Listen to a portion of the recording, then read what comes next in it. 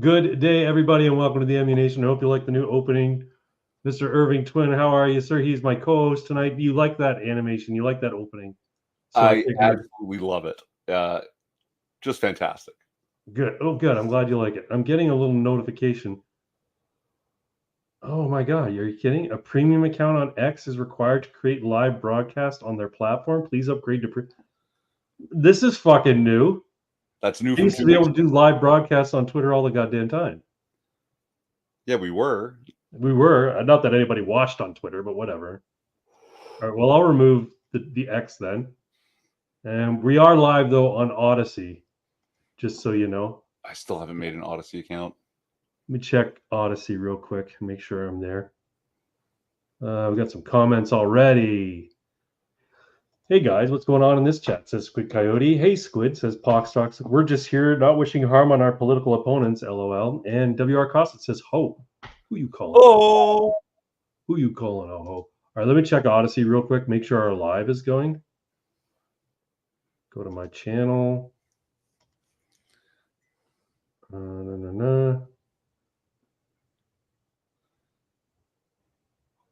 Live stream in progress. I don't know why it's showing that. It's showing the old. Oh, I should have changed the thumbnail. That's probably why. I probably didn't change the thumbnail. Last time we live streamed it was 54, Ammunation 54, and I didn't change the thumbnail, so it's still using Ammunation 54. Oh well. Good evening, folks. Welcome to Ammunation. This is the live stream of all live streams. If you're going to watch one live stream this year, it should be this one. Don't miss this one. If you're out there in YouTube land and Odyssey land, this is where you want to be tonight because great revelations are happening tonight. And I'm glad that I have my co-host Irving Twin alongside me so that we can get into all the nitty gritty of the news of the day. But first, we need to stick to tradition and start with, do you even lift, bro? How are you, sir? How's your fitness journey going this week? Well, I'm back in the gym this week. I was out for almost a month because I didn't know what was aggravating my shoulder, but it feels much better. And yeah, I've been in the gym a little bit. I've lost some strength, but not a lot of like size or definition. I still look the same. So yeah. Well, no, because you showed me a picture. Do you want to share that picture with me again? No, I don't.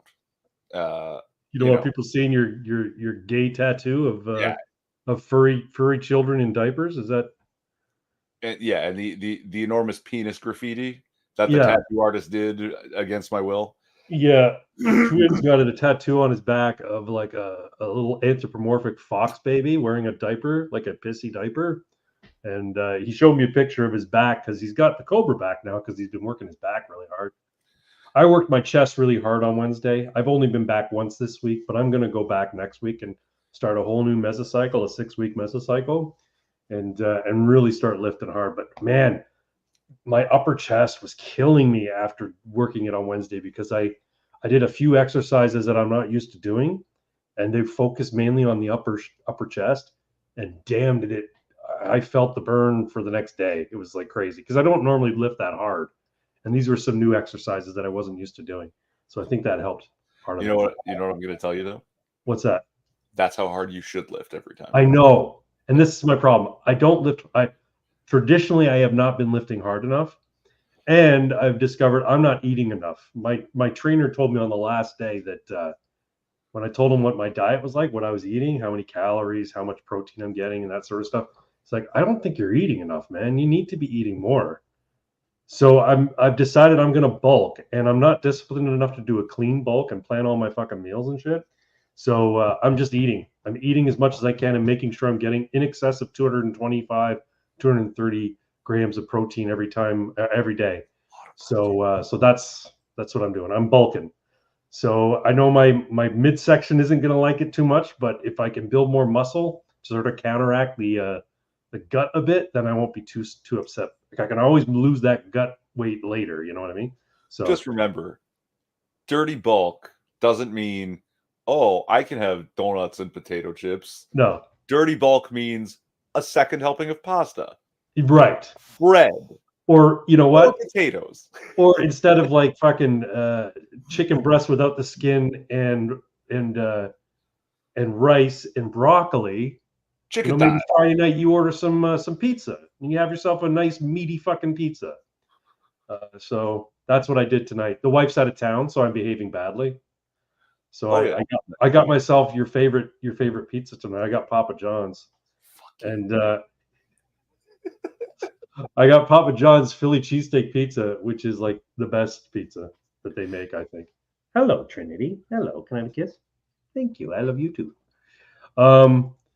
Pox says that Discord is being an F slur. I sent you the link, did I not, Pox? I invited Pox in because you said you might be late tonight. So I thought, well, you know what? Maybe Pox can co-host for first a little bit. Well, he's famous now too, so like he's got himself a YouTube channel where he uploads his amazing music. And apparently, the Kino Casino loved his song, and it's now their theme song or something. Is that right? Is that what happened? I swear that's what he was showing us. Was that? Yeah, he showed Kino Casino shared it, but I don't know which song it was. I can't remember. But what Felted Tables about Kino Casino? Oh, is that right? Yeah, Kino Casino's it's a gambling channel, yeah. No, it's Andy Worski's show. Oh, is it really? Okay, I call it the Kino Casino. No digging. He still only has just a few followers, though, eh? Yeah, I followed him. He made a track tonight that was really quite good, but I really don't think he should share it because I think it's just a little. It shows his power level just a little bit too much, and I have a feeling he could be dismantled before he's even built. You know what I'm saying? It's a little too moon, man. Not the theme, but they used it as part of their opening yesterday. Beautiful, beautiful. I made a song about a person, an internet personality, but we'll get to it later on. Anything else you want to add to the "Do You Even Lift Bro" category before we move on? I did have some notes, but we've got real stuff to get onto. We really do. We really do. This is a big, important one tonight, so maybe we should move on immediately. We'll save it for next show. I'll keep my notes. Let's get on to the main topic for tonight. The shot heard round the world. If you're familiar with history, the shot heard around the world refers to the initial shot of the Revolutionary War in Lexington, right? Battle of Lexington? No, it's the assassination of Franz Ferdinand setting off the First World War. Oh, is it? I don't know, man. Hold on. The shot heard round the world. Shot is a phrase that refers to the opening shot of the battles of Lexington and Concord on April 19th, 1775, which sparked the Revolutionary War. Yeah. I'm sure that Franz Ferdinand was probably echoed. I always associated it with Franz Ferdinand, yeah. Well, I think that it bears repeating the phrase with the attempted assassination of Donald J. Trump, which happened sadly on my birthday, my 54th birthday, last Saturday, July 13th in Butler, Pennsylvania. A lone gunman attempted to shoot former President Donald Trump and nicked his ear because God loves Donald Trump, I think, is what it comes down to. Because he turned his head to just the right angle at just the right moment to avoid that bullet going into his fucking head. I want to show, I wonder if I can here. I actually have a round. Yeah, that's a 50 BMG. That's not what Donald Trump was shot with. But the bullet is coming at this direction to hit him just behind the temple and sever his brainstem. And what does Donald Trump do? And it's ear. It's all ear. Yes. Like literally this much movement.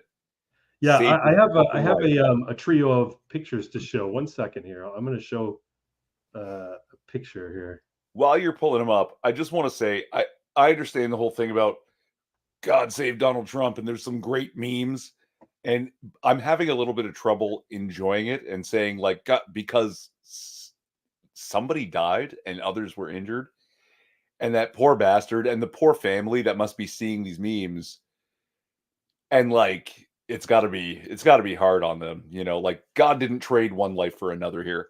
No, I agree. I I understand what know, you're saying. but Yeah, but I mean, it's hard to really enjoy the memes that are coming out of it, you know. Because I just keep thinking, fuck that poor bastard. yeah. You know. Hey, you see this? If you can't quite see it in this because it's not quite big, but there is the bullet. There he touches his ear, he sees blood on it, and he drops. And people are saying, you know, there's lots of conspiracy theories going around. Oh, it was staged because why would they be shooting at 8,000 frames per second to catch a bullet mid-flight at a Trump event? Well, this is the thing about high-end cameras. You can be recording video, and as long as you're recording at a high enough resolution, you can slow it down and take an individual frame.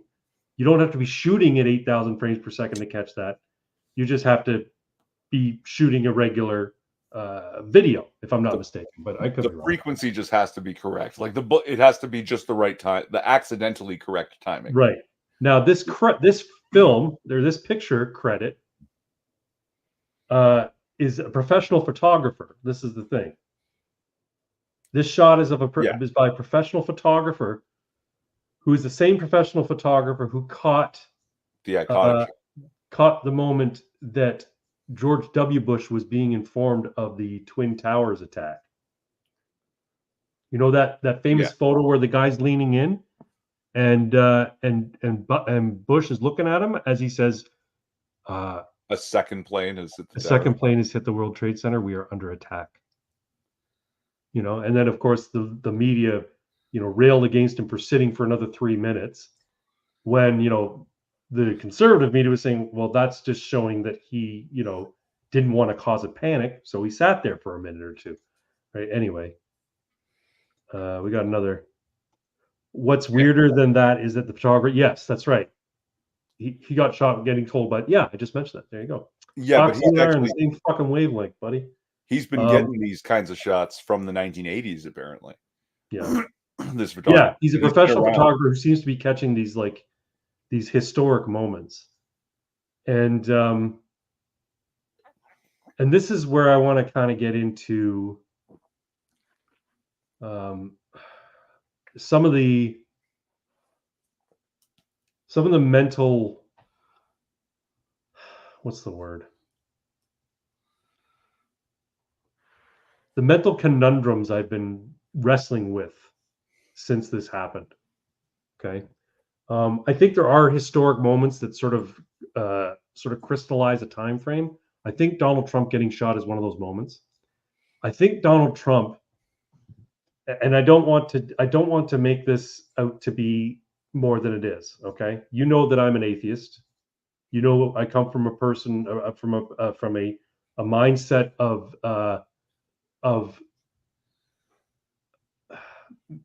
metaphysics is narrative based as opposed to spiritual based.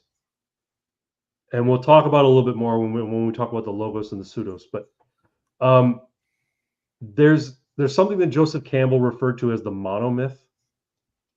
You know what the monomyth is? It sounds familiar, but the monomyth is basically the archetypal hero, the one who goes on the heroic journey, right? And you know, suffers a great defeat, is humbled, falls, and then rises back up again. And the monomyth has been attributed not only to like secular characters like, you know, Martin Luther King or Gandhi or whatever, right? Or in this case, I think Donald J. Trump, but also attributed to other characters like Milarepa, Buddha, Jesus Christ. And I think that those people who lived in the time of those you know, important characters, I think half of them couldn't see the significance of that character, and the other half could. And I happen to think that Donald Trump is a monomyth character. I think he fits the archetype of a monomyth character, And I think that we're all extremely lucky to be living at a time when this monomyth character is within our view, where we can see and witness things happening. Does that make sense? Yes. Okay. My cat's stealing my sunglasses. Let me see if I can put these on without. We got a big glare. Is that terrible? Does that look terrible? No, in the small shot, it's fine because it doesn't fill the screen. But when I do this, it's a little bigger. Yeah. It's kind of bad. All right, take them off. Anyway, so yeah, I happen to think that Donald Trump is a monomyth character. I happen to think that he is. We are at a point in time where we're witnessing a Gilgamesh, we're witnessing a Milarepa, we're witnessing a Jesus Christ type of figure, and we're witnessing a Buddha type figure. Now, I don't want to, like, this is the thing. I'm not trying to attribute him to being divine. However, there's a concept known as the logos, right? You know what the logos is, right? Roughly speaking. So the logos is basically the truth, the word of God, if you will, brought into being as the truth. And the logos is the God of the, or is the narrative of the universe, or it's the truth of the universe, right? And when you, a lot of biblical scholars and people who analyze scripture and people who analyze the early life of Christ and speak about God in the philosophical sense, they don't attribute God to being, this bearded figure sitting on a throne in a cloudy heaven, right? One sec, I got to get my dog. They consider God. Come on in. Sorry. They consider God to be the logos, the word, the truth, right? And I believe that the logos works in the material world in a narrative way. And when, hello puppy, can I help you? Yeah, I love you too. I'm busy. And I believe that it's working in a narrative way through Donald Trump as a monomyth character. And the reason I think that is because when you look at what happened on July 13th, and when you look at certain things that occurred, I don't know if you saw this picture or not, but there's a flag that they had hung between two cranes cranes. It tangled itself up. It was before the event started. It was tangled in such a way where it looked like an angel with wings outstretched. And anybody who looks at it can see that pattern. And I know that we're pattern-seeking individuals, but there's a reason why we see patterns in things, because narratives define us, and stories define us, and patterns define us. My first thought was eagle. Yeah, America, eagle is whale. Well, but then after the shot and the survival of the shot, I can understand why you might reinterpret as angel. Yeah, for sure. Yeah, it looks to me like an angel because the body seems longer than that of an eagle.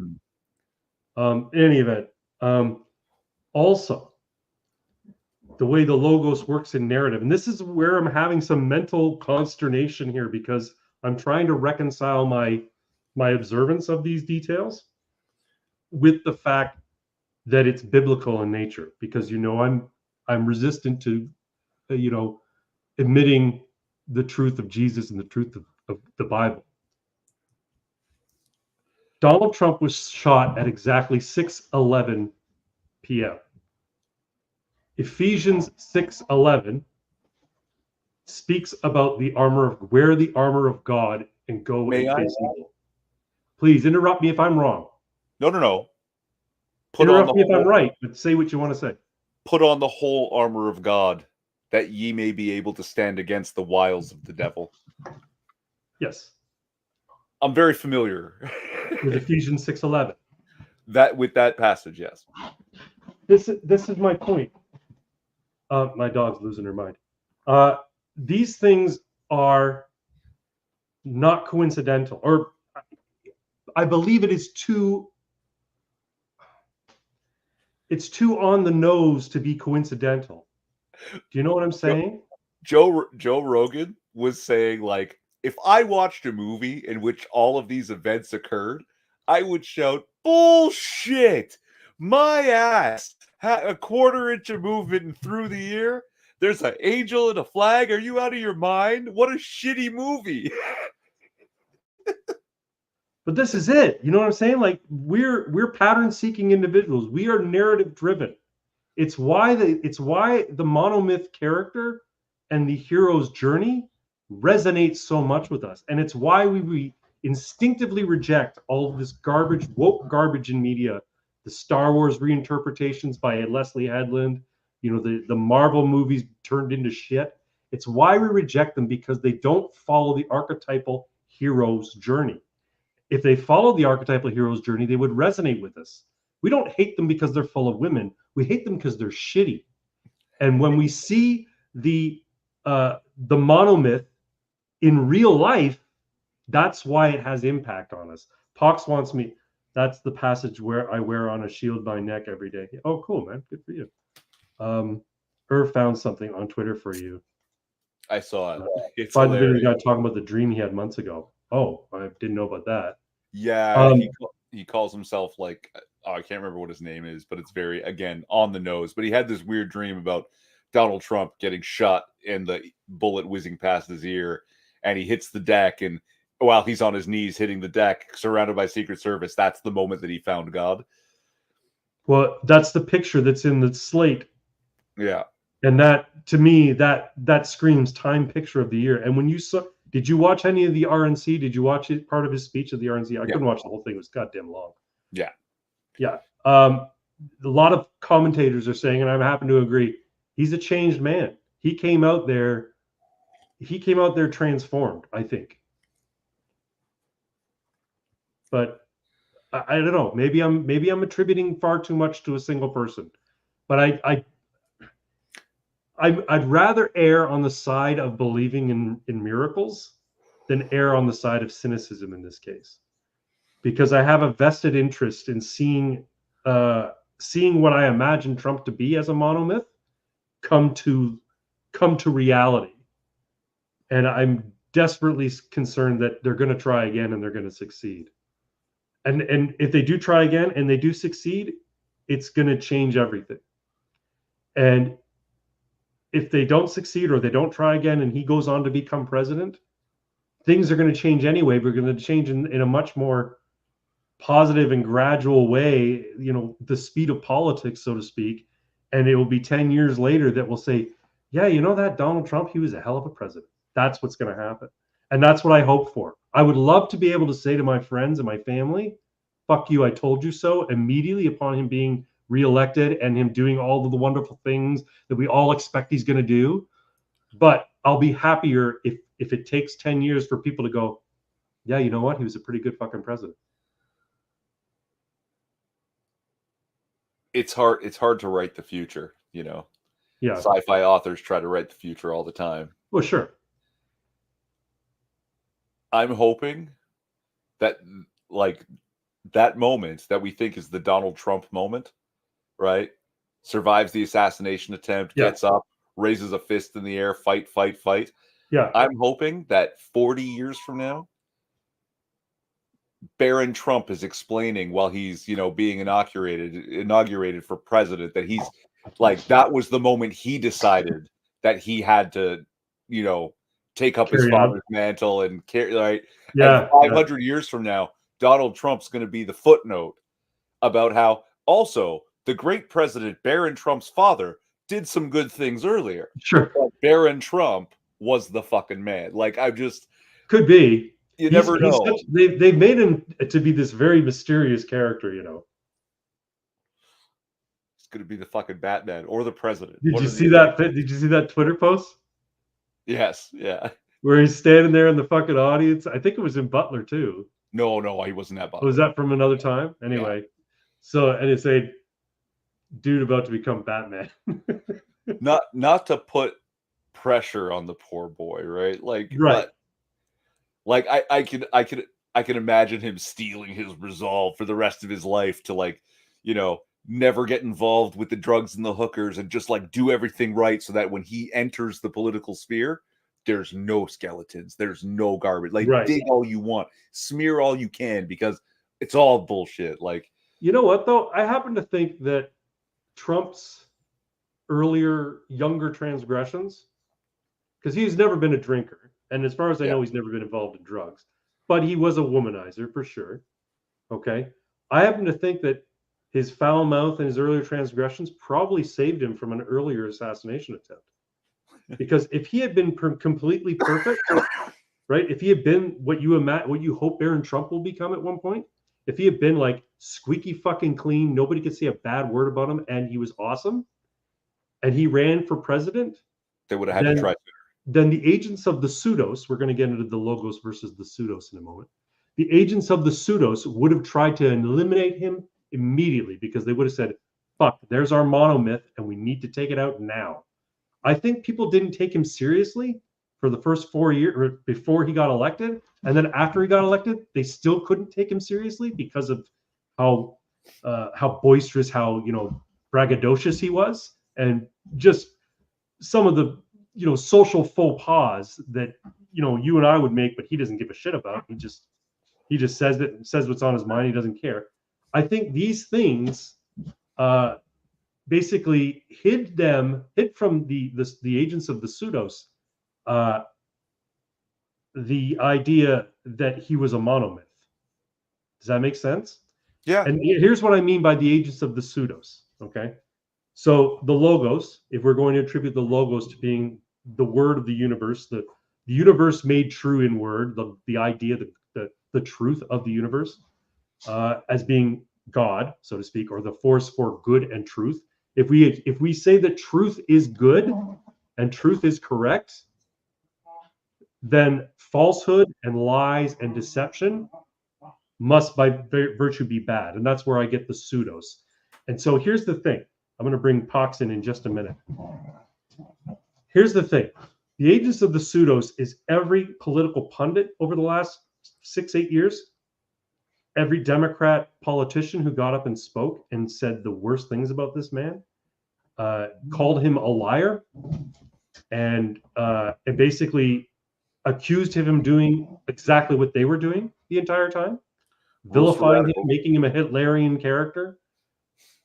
They are agents of the pseudos. The pseudos is the deception. And the reason that they fail is because having a foundation based on lies, having your whole operation based on falsehood, it can't work. It can't sustain itself. If that makes any sense. Yes, it was a fool who built his house upon the sand. There you go. That's also a Bible verse. I think it's Mark, but I can't remember. Could be. Yeah. But yeah, so when I say agents of the pseudos, I'm talking about all of the godless Satanists in Washington and Hollywood and academia who want to sacrifice children on the altar of Baal in the form of abortion, in the form of chemical castration and hormone replacement. All those people are agents of pseudos, because they are living a lie.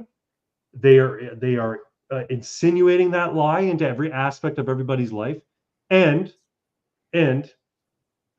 it's their lie that makes them incompetent, that makes DEI hire Secret Service agents appear in the news as being bumbling. Becoming publicized, and basically putting the lie of DEI out there for everybody to see. Hey, yeah, why did they have a woman who was 5'5" trying to guard a man who's 6'4"? That doesn't make any sense. And she's frumpy. She can't fucking holster her weapon. Like, this is a DEI hire, and this is what happens when you have a DEI hire. Not only that, when he got shot and the shots are ringing out, she ducks instead of trying to jump on top of him.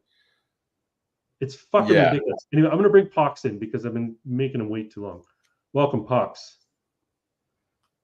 Hey, what's up? Welcome aboard. Can you hear me? I can. Well, we got you. No, all right, cool. I think that's better, yeah? Oh, yeah, that works. What's that? So picture I of think you? you're cricket. I see in your profile pic. yeah, that is a cricket hanging out in the moonlight.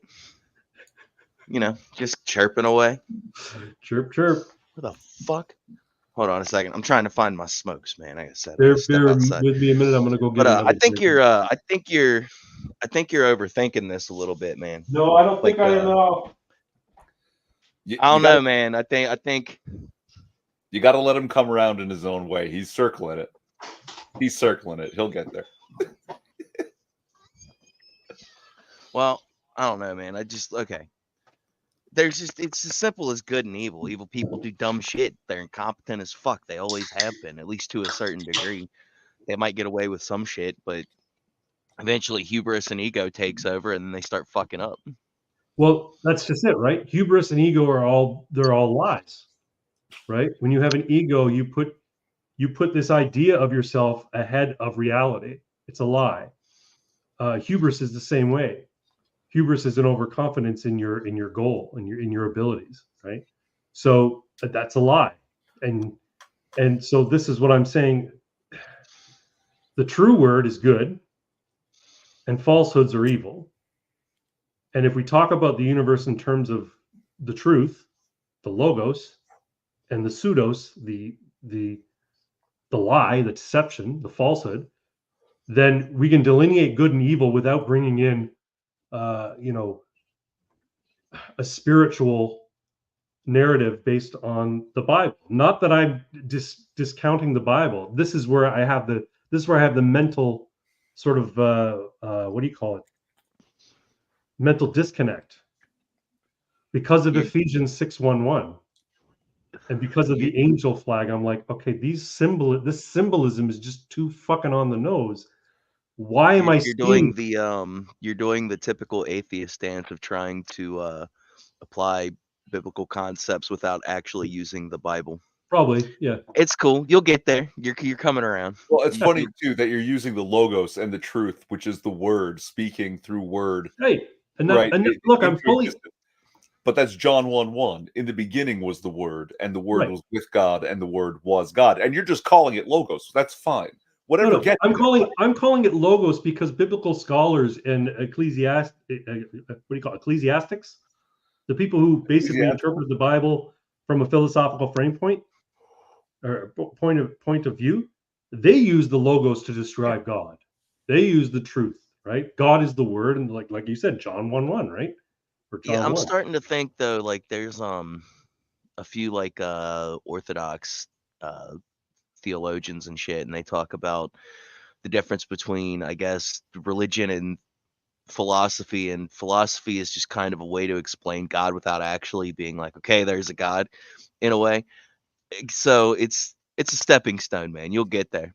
No, I don't think I would like categorize philosophy as just that. Now, I'm by no means a student of philosophy, but I get the idea of philosophy. I might be fucking that up a little bit, but that's what I've taken from it a little bit. No, I hear you. Yeah, I think of a philosophy as a method by which to come to an understanding about the phenomena with which we experience the world around us. Including interactions with other people, including how we interact with history, how we interact with ourselves, that kind of stuff, right? So, and I could see how people would say philosophy is basically a tactic to dissuade oneself from the belief in God. I don't know if that's necessarily the case. I just think some people have a harder time believing in God. Philosophy is a crutch for those who can't handle religion. Could be. You might be right. That sounds about right. Yeah. Anyway, that's my thought on the logos and the pseudos. And I was thinking, like, okay, so the logos is well established as a term and as a phrase, right? The pseudos is not. It's something I was working out with AI a while ago or earlier in the week when I was trying to reconcile all this. I'm like, so I said, explain to me the logos, and we, through interactions, the AI basically made me come to understanding what the logos was.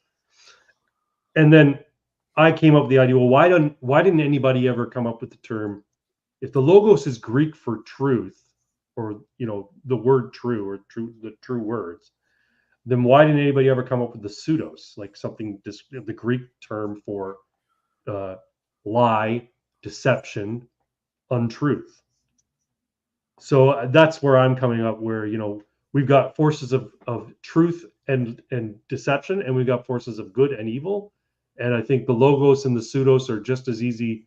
What do you call it? I want to say that the Stoic It's just as easy philosophy labels had as God and something. the devil, So I want to say the Stoic philosophy had something like that, because a lot of that is based on basically accepting what's true and what's reality and discarding what's not, what's false.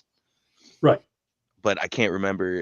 I can't remember for the life of me what the hell they called it. If they called it the pseudos or if they had another name for it. Yeah, I don't know. I do not know. Anyway, your thoughts on my meanderings, my ramblings there, Twin? Well, I like it. You're like we were saying while you were off camera there. You're circling it. You're getting there. You just don't want to. It's not that I don't want to. It's just that I don't understand. I don't know. How can God be speaking to me when He's not real? No. What I don't understand is if I'm going down this path of logos and pseudos, and I'm going down the path of God being nothing more than the truth of the universe, the underlying truth of the universe, then why is it that it resonates so closely, at least in the current monomyth story of Donald Trump? Why does it resonate so closely with the Christian faith as opposed to the Torah, or as opposed to Buddhism, or as opposed to Hinduism? Is it because they're all lies in Christianity? The biblical truth is the only truth, and if the biblical truth is the only truth, why is it the only truth, and why was it revealed in that way?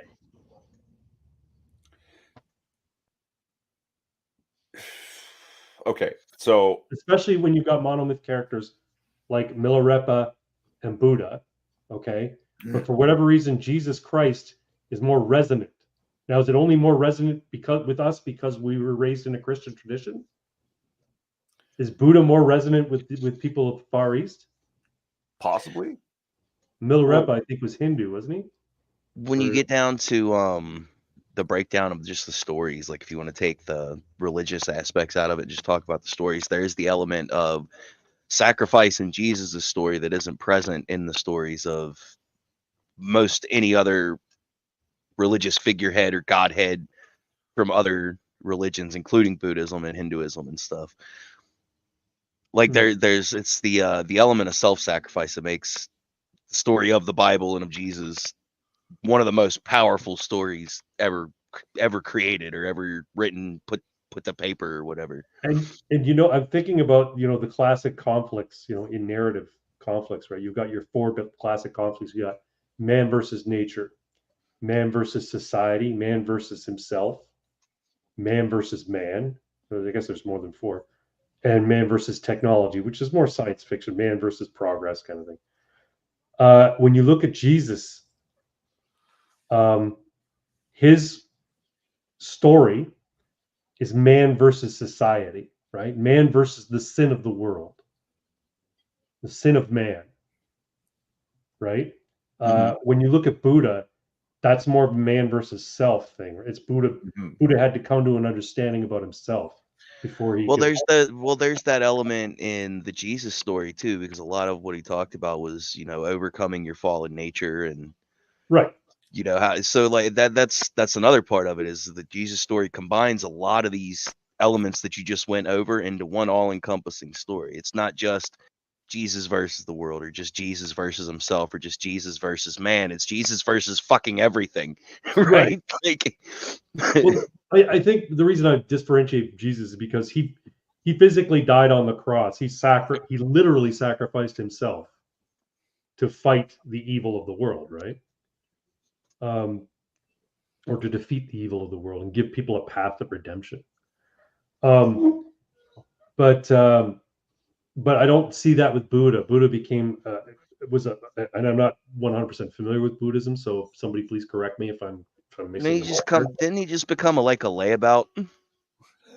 So he became serene. He became at peace with his own inner conflicts and his own failings. And then just ascended into nirvana, like basically he disappeared like dust in the wind. Right, like Yoda. Yeah. And Obi-Wan Kenobi. But not Qui-Gon Jinn. Qui-Gon Jinn left the body. Don't know why, but he did. Anyway, yeah. So that's where I'm drawn. And you know what? I have to say, I feel different about the world right now because of what happened on Saturday, last Saturday. How so? I'm hopeful, not just for electoral success in November. I'm hopeful for the future of the planet. I'm hopeful for the future of the West, because when I saw what happened, and I came to the realization that Trump is this monomyth character, akin to Buddha, Milarepa, Jesus, I'm like, there's hope. There's actually hope with this man. It's not just like an act. It's not just, I like him because he's crass, or I like him because he's a big personality. It's like, this is the guy. Does it sound like I'm being kind of religiously devoted to the man? Maybe, but that's not what I'm getting at. I'm getting at from a historical context, he's an important figure, more than just a change candidate in a change year when the West was, slowly descending into what do you call it? Irrelevance. No, he's a change person in history, in that he could take us to that next sort of like level of Western civilization, as opposed to just like Barack Obama and the political elite in Washington. For decades, they've been on board with this globalist idea that the West must decline for the rest of the world to do better, and they've been fully on board with the West had its run, it's going to decline. That's all there is to it. I think Donald Trump is that change person, not just electoral candidate, but a changed personality that can actually turn it around through his work in Washington, his work as president. Does that make sense? Yeah. Yeah, to a degree. I wouldn't quite make the Jesus comparison though. Like he's more of like an agent for change, I think would be a better way to put it. It's just because that's a high ass pedestal to put anybody on the same level as like Jesus or whatever. Plus he's a dude, and if you've ever read any stories about like from the Old Testament, or even some of the stuff from the New Testament, when so you had like the Jews, establish your nations, and they didn't have kings, they had judges for a long time. So if anything came up, conflicts between other tribes or anything like that, they would go to the magi or their priests or whatever, and they would say, or the rabbis, and they would say, hey, we need a judge to figure out what to do. And they would assign somebody, and they would talk to God, whatever, and then they would come up with a game plan and go. Well, then at some point they started begging for kings. All these other nations have kings, we want a king too. So they gave them Saul, and then it progresses down to David, and they start getting kings. And what ends up happening is these people, they get into power and they do really good for a long time, and then they fuck up royally and make everything bad. So you got to be really careful when you're putting faith in people in that way, because people are fallible. They will inevitably fuck up. So there's every chance in the world he could get elected this time around, get into office, and for the first couple years do everything that people that are pissed off with the evil nature of the country right now, or the West right now, do everything that we want for the first couple years, and then just totally backslide and start fucking up the last couple years right before he's out. You know what I mean? But because of the symbolism associated with the assassination attempt and his survival of that attempt, because I'm at this point now where I believe that he's a monomyth character written by the Logos to be this agent of change in history. I don't attribute any spiritual aspect of that, but I do attribute a sort of a metaphysicism to it, because to me, the metaphysicism of the universe comes down to the idea of the Logos, the truth of the universe, right? and I don't attribute a personality to it. I don't attribute any divinity to it. I just attribute this sort of unconscious consciousness, if you want to call it that. I don't know if that makes any sense. I'm getting way out into the weeds. No. You're just getting dangerously close to Thomas Aquinas's proofs. Thomas Aquinas's proofs? Yeah. Okay, I'm not familiar, but well, maybe another time. But like, you're getting there. You're having the right. You're on the right train. Choo, buddy.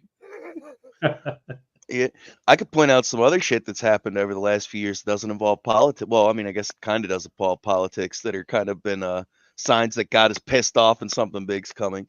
There was a few years back when China tried to rewrite the Bible, and they essentially rewrote the shit that Jesus talked about and tried to make it pro-communism. right. And all of a sudden they had locusts and floods, like massive floods, dams breaking and shit. They had a locust outbreak that swept through. And then there was a church, I think a year or so ago, that had some gay troon or poner pastor or whatever in it preaching. Basically in sheep's clothing, wolf in the cloth and kind of shit. And the church got struck by lightning and burned to the ground. And there's been shit like that happening all over the place. Where in Canada, churches were burned down because anarchists set them ablaze. And they were probably the churches that were actually preaching the actual gospel and not some fucked up Protestant. Well, this is what I'm saying. Believe what I want to believe and disregard what I don't like. Part of the Bible, the way that they were doing in the church that got struck by lightning. Yeah. And that's what I mean, like Antifa, the left, the political pundit class, the political elite, the career politicians, the academic liberals that are poisoning kids' minds. These are all agents of the pseudos. They live a lie, they perpetuate lie, and like Twin was saying, their house is built on sand, or the foundation, their castle is built on sand, or the kingdom is built on sand. I want to share something. I don't know where Twin went, but I want to share something. This is a fellow YouTuber, and she was nice enough to come to my channel the other day and comment on one of my videos. So I want to share this. I'm going to go full screen on it. One sec here. Is that better? That's better. Yeah, we got a full screen. I can't hear anything yet, though. I haven't started it yet. So give me a second. I'm just going to start it. Make sure it's not muted.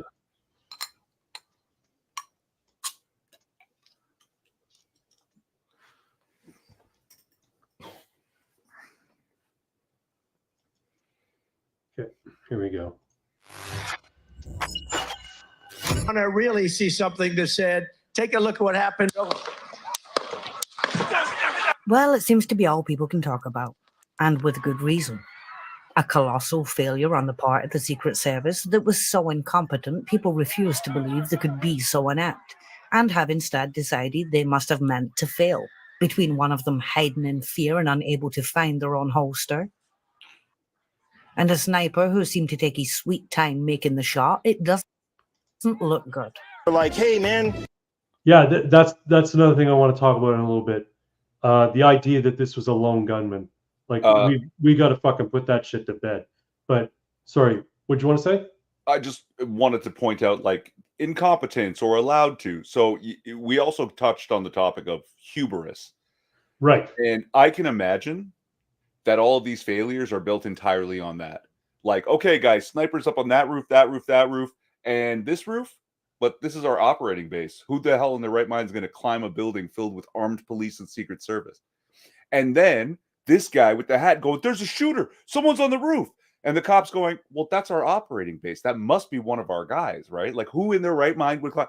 It's very possible that there's just failings across the board of who would do that. Like, we don't need to secure that because it's our base, right? I don't know if I buy that, just because there was there was a report of a cop who had climbed the ladder that they found next to the building that the guy used to get up on the roof before the shooting starts. Like, looked at him, But still, like even if you're looking at that dude from the scope, he's obviously not dressed in any kind of tactical gear. Like you saw pictures of the guy's body. He was just wearing a shirt and some pants, and it was in no way any. Yes. It looked nothing like what the police on scene were wearing or what the Secret Service on scene were wearing. But the one sniper, the Secret Service sniper that we see in the video, yeah, you see the way he's looking down the scope, and then he pulls his head up. Apparently, there's a big tree between him and that building, and he wasn't sure what he was. It looks like he doesn't know what he's seeing, and he zooms out. Oh shit! And then he goes back in scope, but it's already going off. Right? Could be. It's hard. I want to continue on. I want to continue on with Celtic Canuck here, because she sort of lays out the thinking that she had that kind of got me to thinking that I had. One sec here. There's a guy on the roof with a rifle, and the police are like, "Huh, what?" You know. Also pointing out the fact that no one dove on Trump until after he went down. Multiple shots already fired, and not until he goes down did they pile on him. Take a look at what happened. Almost as though they thought the job was done. And being as Trump has been hounded, persecuted, and villainized at every turn by the left and their mainstream media muppets, it isn't hard to believe that they want rid of him, especially when we see the people on the left who are pissed off because the shooter missed. You're telling me somebody finally had the balls to bring a pew-pew, and he missed! We were a second away! We were a centimeter away! Oh, I hate that screamy bitch so much. Being gone, and you... Oh, fuck it. It's awful, isn't it? Hey, Just the fact that she calls it a pew-pew makes me want to choke her to death. I'm not even going to lie. Look at those roots. She clearly is a fucking dye job. I just want to point out, too, that screeching, that is also the same type of screeching that happens among the chanting during their fucking riots and rallies and, you know, the getting in people's faces. They're literally just having political tantrums. They are. Right. I thought I was having a political tantrum when I started a whole YouTube channel about it, but apparently that's what it looks like. Yeah, it's nuts. And this should be a wake-up call for all of us about exactly what we are dealing with here, because some people are just too far gone. They can't be reasoned with, no matter how much reason and rationale you bring to the table. It is a cult. And even though that is said about the right all the time, we need to stop defending ourselves from that tag and start applying it where it belongs, because these people cannot be reached, and we need to stop wasting our time trying. They hate him. Absolutely and completely. And there is nothing that will change their minds. It's a false flag. Yeah, this is the other thing. Like the people in California, you know, the other side of the continent, none of them believe it. They go, it's a false flag. Someone fucking died. Yeah, it's a false flag. It's real fucking funny that all of a sudden false flag, it's okay to call shit false flags, but it wasn't back when Alex Jones was talking about Sandy Hook, and now he owes $20 billion or whatever the fuck. Well, this is it. And you've got people who are in mainstream media who are saying that Trump organized this. Yeah. They should be sued for billions of fucking dollars too. Yeah, think of the harm they're doing to half Americans, and half of the Americans, and think of the harm they're doing to Trump and his family by saying that. Think of the harm they're doing to Corey Comparatore's family. Exactly. That's what I was going to say. The other two people that got wounded severely. Well, this is the other thing. There's another guy who says, yeah, Trump doesn't care. He'd let somebody die just for a fucking for a spectacle that will get him in the White House. I'm like, that is one good thing that's kind of come out of this, is it's caused a lot of these motherfuckers to go full mask off. Flag. Yeah, false flag. Somebody died and 2 people injured. What do you think about that? False flag. False flag. I thought it was magnificently staged. It was professionally done. It almost looked real. Wait. Staged by who? Oh, by Mr. Trump, of course. I think this whole thing is staged. You think it was staged? Yeah. So you just thought it was fake? Of course. One person died in the crowd, 2 critically injured. What happened there? Small price. It wouldn't matter to Trump. Do you think he cares if people die for him to be? It's disgusting, and this is confession through projection. Yeah. Because they don't fucking care if somebody dies for them to achieve power. So obviously, that's how Trump would act too. That's how their ideological opponents would act. Well, it's only a travesty or a tragedy when it happens to somebody they agree with, or if it can tickle their fucking emotions, like the Sandy Hook situation, bunch of kids dying. Yeah, There's somebody. It's just Orange Man. It's just fucking Cheeto Hitler. Why the fuck? Of course it was staged. It's just another evil thing he would do to gain power, right? Right. Toledo the Cheeto. You can't Toledo the Cheeto. It's true. Yeah, and they. Oh, I was gonna think of something. I was about to say something. I can't. We'll get into it anyway. We'll talk about it in a minute. I'm just gonna keep going here. But the idea that these people think it was staged, it's just it boggles my goddamn mind. Like, yeah. Anyway. To be elected, that doesn't mean anything to Trump. Well, it's a shame the person missed. They are so infested and poisoned by their own detestation of the man that they are unable to even see straight. They would destroy us all, including themselves, their families and their children, out of malicious spite if they thought it would destroy him too. And that's just not natural or healthy. There is nothing he can do that will ever change their minds. And no matter. Well, that's the mindset of the left, though, right? They destroy the entire world. If it meant that, their enemies were also dead. Like, and when you hear people talk about how, well, the world would be a lot better off if humans weren't on it. When you hear these nihilists talk like that, you hear guys like Bill Gates say we need to reduce the population. This is the mindset. These people are like, I don't care who dies as long as my vision comes to pass. I made a song about that earlier today. And I'm not one of the people who has to die. I do have a thought about the 34% of Democrats who think it was staged, and the other 34. Is it that much? 34%, yes, according to their polling. And I would like to believe that the other 66% have decided to vote Trump. But let's talk about the. No, they're just smart enough to not go full mask off. Is all it is. Yeah, they're not going to show their power level just yet.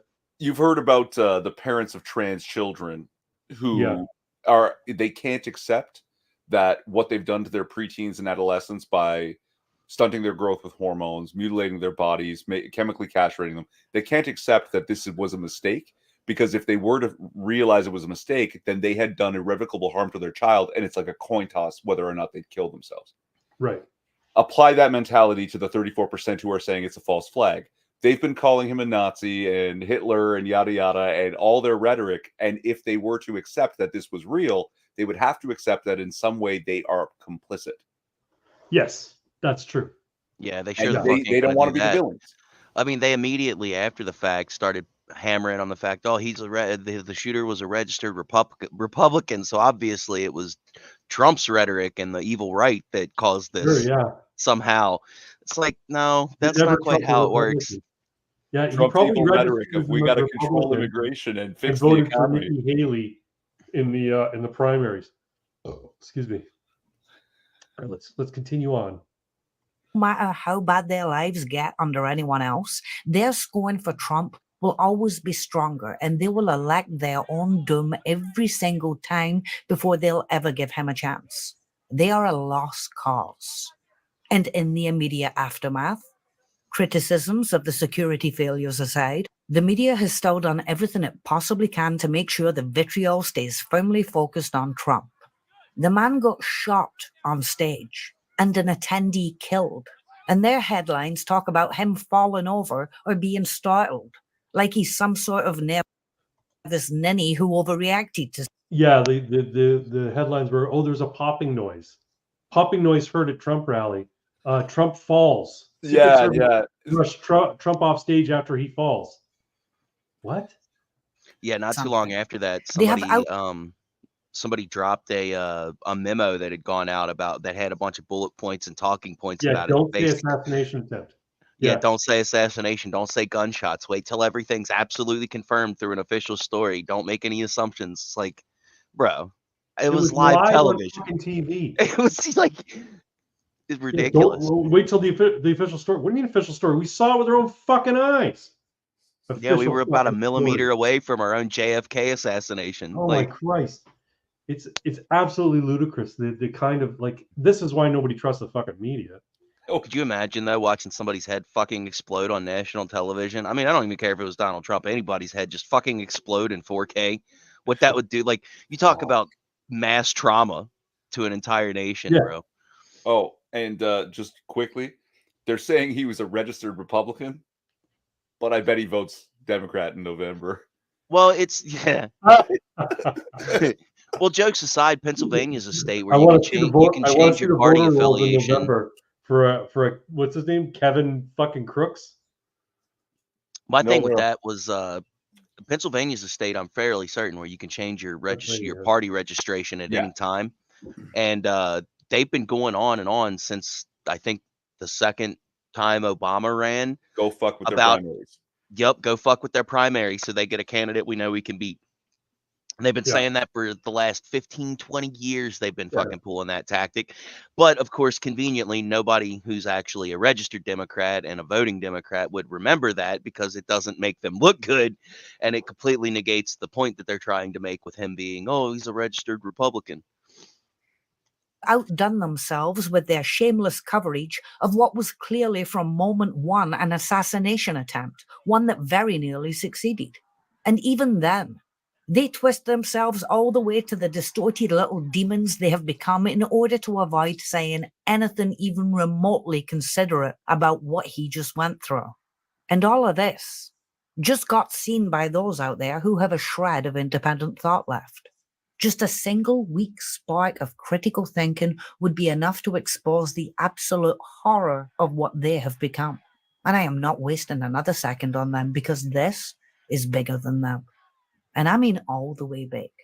Between the flag being twisted into what appeared to be an angel having to be fixed before his speech, and the shot being fired at 6:11, some are seeing a much larger hand at play. Yeah. That's Okay, where so I that's am. the flag, huh? That's where I am. And I see what you're saying, Flynn. It did kind of look like an eagle, but I also saw an angel. So After the fact, where I I'm could coming see, from. I I'm could like, look, totally man, see angel. This is a fucking narrative here. This is a story being written, and Trump's the monomyth. So after the fact, I could see angel, but yeah, it definitely looked more eagle shaped. Easy to interpret it the way that it's all playing out, right? And I mean, right. Craig, And also the way Celtic Canuck is presenting it. Yeah. They call it literally looking like an angel. But I mean, Craig, you already have what you need. Oh, I didn't mean to do that. Shit. I didn't mean to stop sharing. Anyway, we can stop sharing because that's basically what I wanted to get at. Yeah, I have a feeling that this is a story that's at play here. That we're all watching this happen, and it's being written by the universe, and it's being written with a very specific end in mind. Now, maybe the universe has a sense of humor, and it's going to dash our hopes on the rocks come November, or sooner. Maybe they'll take another shot at them, and this time, they'll succeed. I hope that doesn't happen. It'd be completely heartbreaking if it did. But this is something I was saying. It's harder now than it was in the 60s because everything's always on camera. Mm-hmm. Everything's always on multiple cameras, right? It's not as cut and dry. Now, do you know about the water tower? I heard about the water tower. I did see some footage on Redacted about the water tower. I don't know much about the water tower. Was that the spot that they said was like 500 yards away or something in a direct line behind where the shooter was? The possible second shooter. Yeah. Okay. Yeah.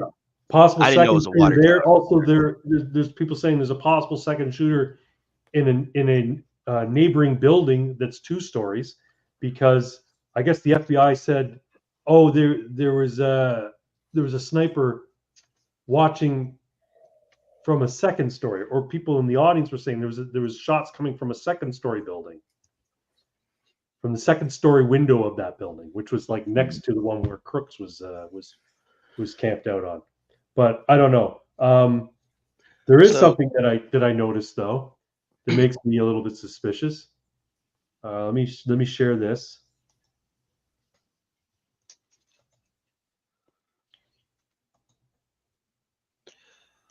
So while you're pulling that up, just one of the big things that screams inside job to me at this is I don't know how they handle it in Canada, but I'm pretty close to a major city. every election year, there's presidential candidates that come really close to my neighborhood up I-75 going to Cincinnati. And every time they come through, any presidential candidate comes through, they shut down the entire fucking expressway for miles just to prevent any kind of incident happening with the motorcade. If they can go to those links, they can shut down an entire expressway, you know, section by section as they come through to get to them from one major city to the next. The fact that they fucked up on such a simple job as strategic placement of snipers and personnel to protect somebody is just mind-boggling to me. Like, I have a very hard time attributing that to incompetence. No, there's just too much. Like as Viva Fry says, you know, there's too much for it to be coincidence. His regular detail was on vacation, and a lot of those Secret Service personnel who were like there, supposedly protecting him and diving on him after he'd already jumped down to the floor. A lot of those, particularly the women, weren't even Secret Service. They were going to other departments to help fill the ranks. So because not only was most of his main detail on vacation, some of them were pulled from his detail to go and cover an event for Jill Biden in Pennsylvania as well the same day. So these people were set to go to this Butler, PA Trump event. And then I don't know if it was the last minute or the day before or whatever, said, you four, you're going to be going to Jill Biden's event because she's in Pennsylvania as well. See, now that shit is fishy to me because from what I understood, now maybe I'm wrong, when you get a Secret Service detail, like a presidential for life Secret Service detail, that's your team. They don't rotate in and out. You get your same 6 or 8 guys, whatever it is, and you know them. They live in your fucking house. Right. Like, but it's the same guys forever. Secret Service is a big department because it covers, you know, all living former presidents. It covers the vice president. It covers the first lady and all the family. So, and then during election cycles, it covers candidates as well. From time to time. And I'm sure that, you know, Trump probably has like 1 or 2 guys who are chief in his detail who, are always there. But no, I don't think it's going to be the same people constantly. But anyway, look at this fucking Italian here. These stupid wops trying to ruin everything. They spelled Di Giuseppe wrong. Giuseppe. Yeah, it should be Giu, right? Yeah. That is so close. Her last name is so close to disguise too. It's fucking ridiculous. True. So disguise nobody's confirmed that this is true yet. But have you seen the footage of this woman? Have you seen the zoomed-in footage of her? I don't know it's her. It could be any brunette. No, I'm not talking if it's her Di Giuseppe, but the woman in question in the stands. Yes. Have you seen the zoomed-in footage? Yes, that she doesn't. First, she looks to see that the shooter's about to shoot. Then she looks back and doesn't flinch. And then only ducks after everybody else starts ducking, and then comes back up immediately recording and has a fucking smirk on her face. No, you don't understand. She's just deaf, guys. She didn't hear the shots. That's why she didn't react. Now, she had to visually see people hitting the deck before she knew what was going on. Come on. Of course, this isn't a conspiracy. It looks like it might be Janine Di Giuseppe. If it isn't Janine Di Giuseppe, then this woman whose face is all over the fucking internet now because this conspiracy has gone wide. Then if this woman isn't Janine Di Giuseppe, she should come out and say, no, that's me. And I just reacted slowly, or I have nothing to do with the FBI. Or I'm just a Pennsylvanian who happened to be there. What the fuck does her hat say? If you could put that to bed, then the conspiracy would die. But the fact that it's been floating around X for a week now, and nobody's come out and said, that's not Janine Di Giuseppe, that's me. I'm just a regular person. The fact that it hasn't been debunked and is still floating around leads me to believe that it's probably Janine Di Giuseppe. Wait, why is her okay? So I'm just looking at the picture here, and I got a few questions. One, what the fuck does her hat say? I need a higher resolution image to read it. It's probably a "Make America Great Again" variation. Okay, and then look around her, right? So everybody in that section, with the exception of her and the dude in front of her wearing the red shirt, all have red hats. Yeah. So and if she's you got a were to black plant hat. yourself in a position like that and you wanted to signal to the shooter, like, don't cap this motherfucker, Yeah. that would be the easiest way to do it, right? It stands out like that. That's Does that? true. That's true. Make sure I'm not behind him when you shoot. Yeah, well, no, there's someone in front of her with a black hat, but he's also wearing the sunglasses. But no, her behavior Is in odd. relation to what everybody else is doing is remarkable. You have to notice it, right? You can't not notice it. There's a reason why somebody zoomed in on that footage and like spread this all around. It's like she's not behaving like everybody else. She's last to fucking duck. She's first to come up, and her camera's right there, and she clearly has a smirk on her face. And that 3 lenses, that's an iPhone, isn't it? It is.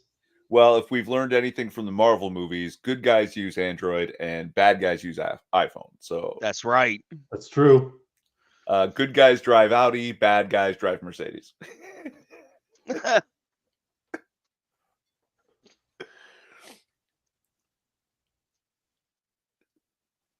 So there's still nobody's been able to actually confirm who that lady was yet, though, right? It's right now it's all just in the air conspiracy, right? That's the thing. That's why I'm thinking if it wasn't this woman, if it wasn't this assistant FBI director, then we would know by now. Because they say no, that wasn't her because we can place her at such and such on that day, or no, that wasn't her because we identified the person who was in the stands and her name is this, and she's come out and said no, that wasn't that. I'm that person. I'm not Janine Giuseppe, right? That hasn't happened yet, so it leads one to believe that they figured we'll ignore it and it'll go away. Ajax. What's up, Ajax? It's true. So- Throw your thoughts, chat. And it's true. I have 2 Audis. Do you? The TT, man, I miss the TT. It was such a cool car. A6 and TT. So Not a car guy. I have some conspiracy thoughts here, right? Go for it. Her wearing the black hat to protect from the shooter on the roof, that's no good because the shooter on the roof, absolute patsy, like He's a total patsy. Radicalized by somebody and sent out to do the job with very little information. The guy in the water tower isn't to shoot Trump. The guy in the water tower is to shoot the sniper if he wasn't going to do it. If he chickened out and didn't fire and was trying to retreat, the water tower guy would take him out. See, that doesn't make sense either, though, because I mean, he had a sniper detail set up, so I mean, he was gonna get got regardless as soon as he took that shot, or if he didn't. But let's say let's say he just dropped the gun and went forget it, and they're going to arrest him. The guy in the water tower takes him out so that he can't walk. We don't arrest people, though. That's not how we do things here. When was the last time anybody who's perpetrated any kind of mass shooting, mass killing, or like a fucking bombing? When was the last time you can remember in the United States that they were taken alive? Ever? I'm saying if he straight up out to pull the trigger, if he stopped, if he went fuck it and just put the gun down and tried to get off the roof. Well, then they would have just said, okay, weapons free, take the shot, and they would have just had the Secret Service take him out, and then they could have said, "Oh well, we saw him with a weapon and he was leveling it at the president, whatever." I'm thinking the guy in the water tower was the true sniper. Crooks is a patsy, like you said. There was never any hope of him even hitting Trump, and nobody fucking cared. For all they know, he had blanks in his fucking gun, and we'll never know if he did or not, because they fucking cleaned up that scene faster than you can say howdy doody. But has there been any? What's the evidence for the water tower story? And there's video footage. If you watch Redacted, like I do every fucking day, there's video footage of clearly a person up on the top of the water tower, the very top, not on the catwalk on the side, on the very top. Pull that up. And you can see him go in front and behind a little node or nodule on the very top. He ducks behind, a structure on top of the water tower. That can't be possible. The top is sloped. For real, pull. Can you pull it up? I haven't seen it. Because like tonight's the first time I'm hearing of the second shooter in the water tower. Let me see. 1 sec. I mean, well, while Jamie's getting that. Danny, who's Danny? Jamie. Oh, You don't watch Rogan? No. Pull that up. Oh yeah, Jamie. Yeah. So yeah, this is the first time hearing about the water tower story. I heard about it, but I didn't really dive into it because the whole situation at the end of the day, it's either going to get swept under the rug or our grandkids, well, my grandkids will be the ones that get the actual story, just like with JFK. Like they had all the conspiracy theories at the time, you know, and then they just like a few years back started releasing stuff that was still classified from the investigation that said that his Secret Service detail at the time was out partying the night before and was all hungover, and it's possible that a Secret Service agent shot him, and they covered it up because it was like an accidental discharge, and like all kinds of other wild shit came out of that about the JFK investigation, which is going to be the same situation with this. 40, 50 years from now, they'll start dropping information about the investigation that they kept under lock and key the entire time, because by then nobody who would have been responsible for any fuckery they're either A, going to be dead, so you can't prosecute them, or B, they're going to be old and senile and there's no point in prosecuting them and throwing them in prison for a year before they die of sepsis or whatever. So don't take it from Lee Harvey Oswald. He worked hard. He got it done. It's one of my favorite bits from that movie Full Metal Jacket, when they're doing their training in the first half. They're at boot camp and they're doing their rifling and they're stripping the rifle. Talking about the M1 Garand or whatever. Yeah, and fucking the drill sergeant is going, Lee Harvey Oswald fired 3 rounds in 6 seconds with a bolt-action rifle, scored 2 kills and a headshot. Now, how the hell did he do that, Marine? He was a United States Marine, sir! It's true. Well, that's the thing. This Crooks kid apparently didn't make the cut for his rifle team in high school. Yeah. So he must have really got good. That's why he only clipped his ear. There's a lot. It's not like fucking Trump's head. Trump's got a giant fucking noggin too. That's the fucking but that's the thing. Fucking thing about it. It's not like it's a small target. He moved at exactly the right time he needed to move, and I was watching an event he had in Grand Rapids tonight, and he made a point. He's like, you know what? Immigration saved my life. the immigration problem that I was pointing to on that chart is what saved my life. Because if immigration had been handled and Biden didn't reverse everything I'd done, then I would never have that chart to refer to. But you know, it makes a good point. But also, what also makes it kind of interesting is that cop who climbed up the ladder to see what was going on the roof where Crooks was. If we assume that Crooks' bullet was the one that hit him in the ear, he saw him. Crooks pointed his gun at him, and he fell back off the ladder or whatever, right? But that delayed him just enough so that he took the shot when he did. If that cop hadn't been there to try and confront him, then he may have hit Trump and killed him. Yeah. Oh, Irving, you know what he's doing?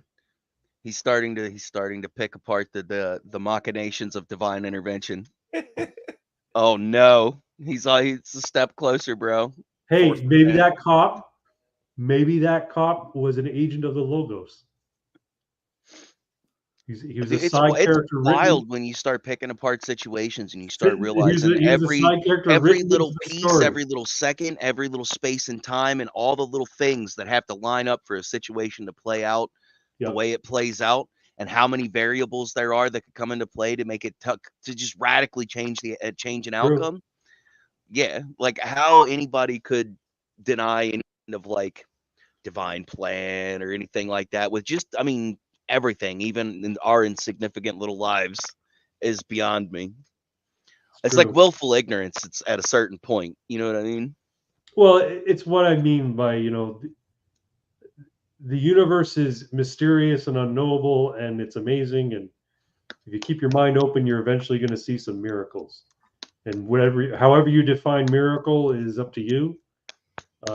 You know, but little things like that, you know, they play on your head, right? They make you go, wow, this is phenomenal. This whole situation that happened last Saturday, I was like, my God, like it's it's an important moment in history. It's why it's the shot heard around the world, as I said. But yeah, living in history is weird, man. it's true. You all know who Destiny is, right? Stephen Bennell II. Well, hold up. Did you find the water tower video? Oh shit! Yeah, I'm sorry. One sec. You're terrible, Jamie. Sorry. This is a channel I watch. Oh, hold on. I forgot to share. Derp. So this is a channel I watch on a regular basis when my schedule permits, because they start their show at 4 p.m. Sometimes I can't watch it because I work till 6. But anyway, this is a show called Redacted. This is a husband and wife team. Both of them have a history in media. What's his name? Clayton Morris, the guy on the right there. He used to work for Fox. And Natalie Morris, his wife, I believe, worked for some other news outfit, maybe the AP. I'm not sure. Anyway, we'll watch this little video here. They have a show every day, Monday to Thursday at 4 p.m. on YouTube and Rumble. So day one that someone was on that water tower. And now 10 eyewitnesses, 10 have come forward to confirm that, yes, someone was on that water tower. So you can throw all these 10 people out. You can say, oh, they're just nuts. You know, they're just Trump supporters. They're just nuts. Or you could listen to them. Who was on that water tower the day that President Trump was shot? And now we have video of a figure, someone on that water tower. Now, initially, RSBN Network originally aired this wide-angle footage from their live stream on their X account during this day. We've now zoomed in and added some text so you can see a figure moving on top of this water tower. So take a look at your screen here. George's a couple of months old, and if you want to really see something that's said, take a look at what happened.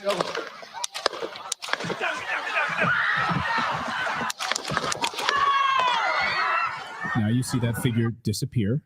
Wait. Now you see that figure reemerge. Okay. Now that figure reemerges. So interesting, right? Now we're going to zoom in. You can see this dark figure at the very top here as President Trump is speaking right before the shots are fired. And then this person right after, about 4 seconds after the shots are fired, steps out. You can listen to the ducks out of the view.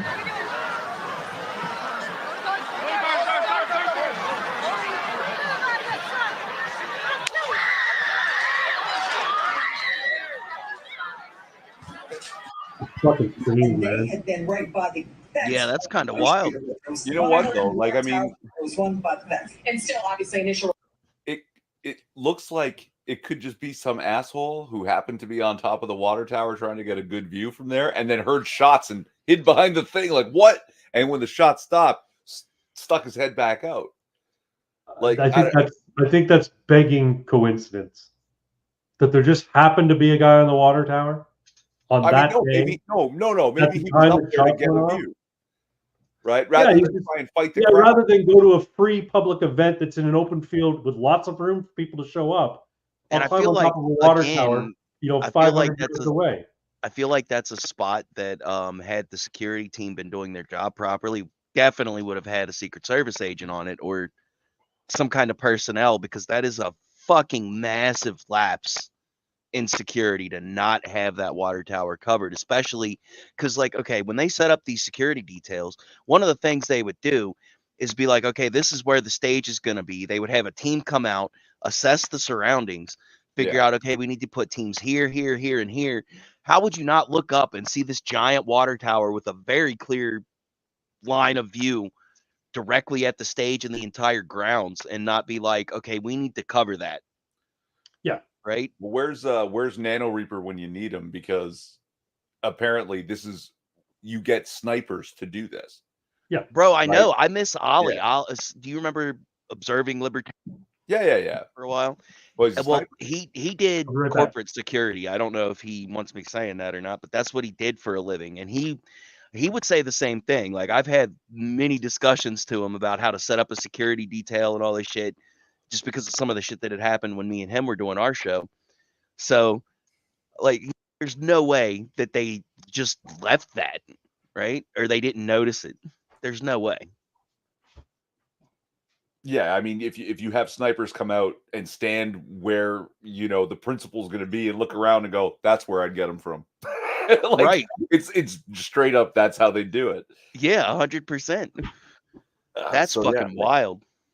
Yeah, and I mean, I don't know. I don't want to give everything the worst possible interpretation, and since we're probably going to go there, because it's easy to go there, especially when we want to go there. We want to know that it's the deep state that's trying to do this and stuff. That, yeah, we've also got to give it the most generous interpretation and then try to find so what's possible between. The most generous interpretation is that's just some guy who hates crowds who wanted to see.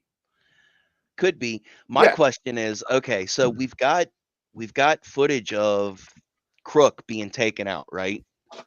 I know I've seen video of him taken out. I haven't analyzed any of it.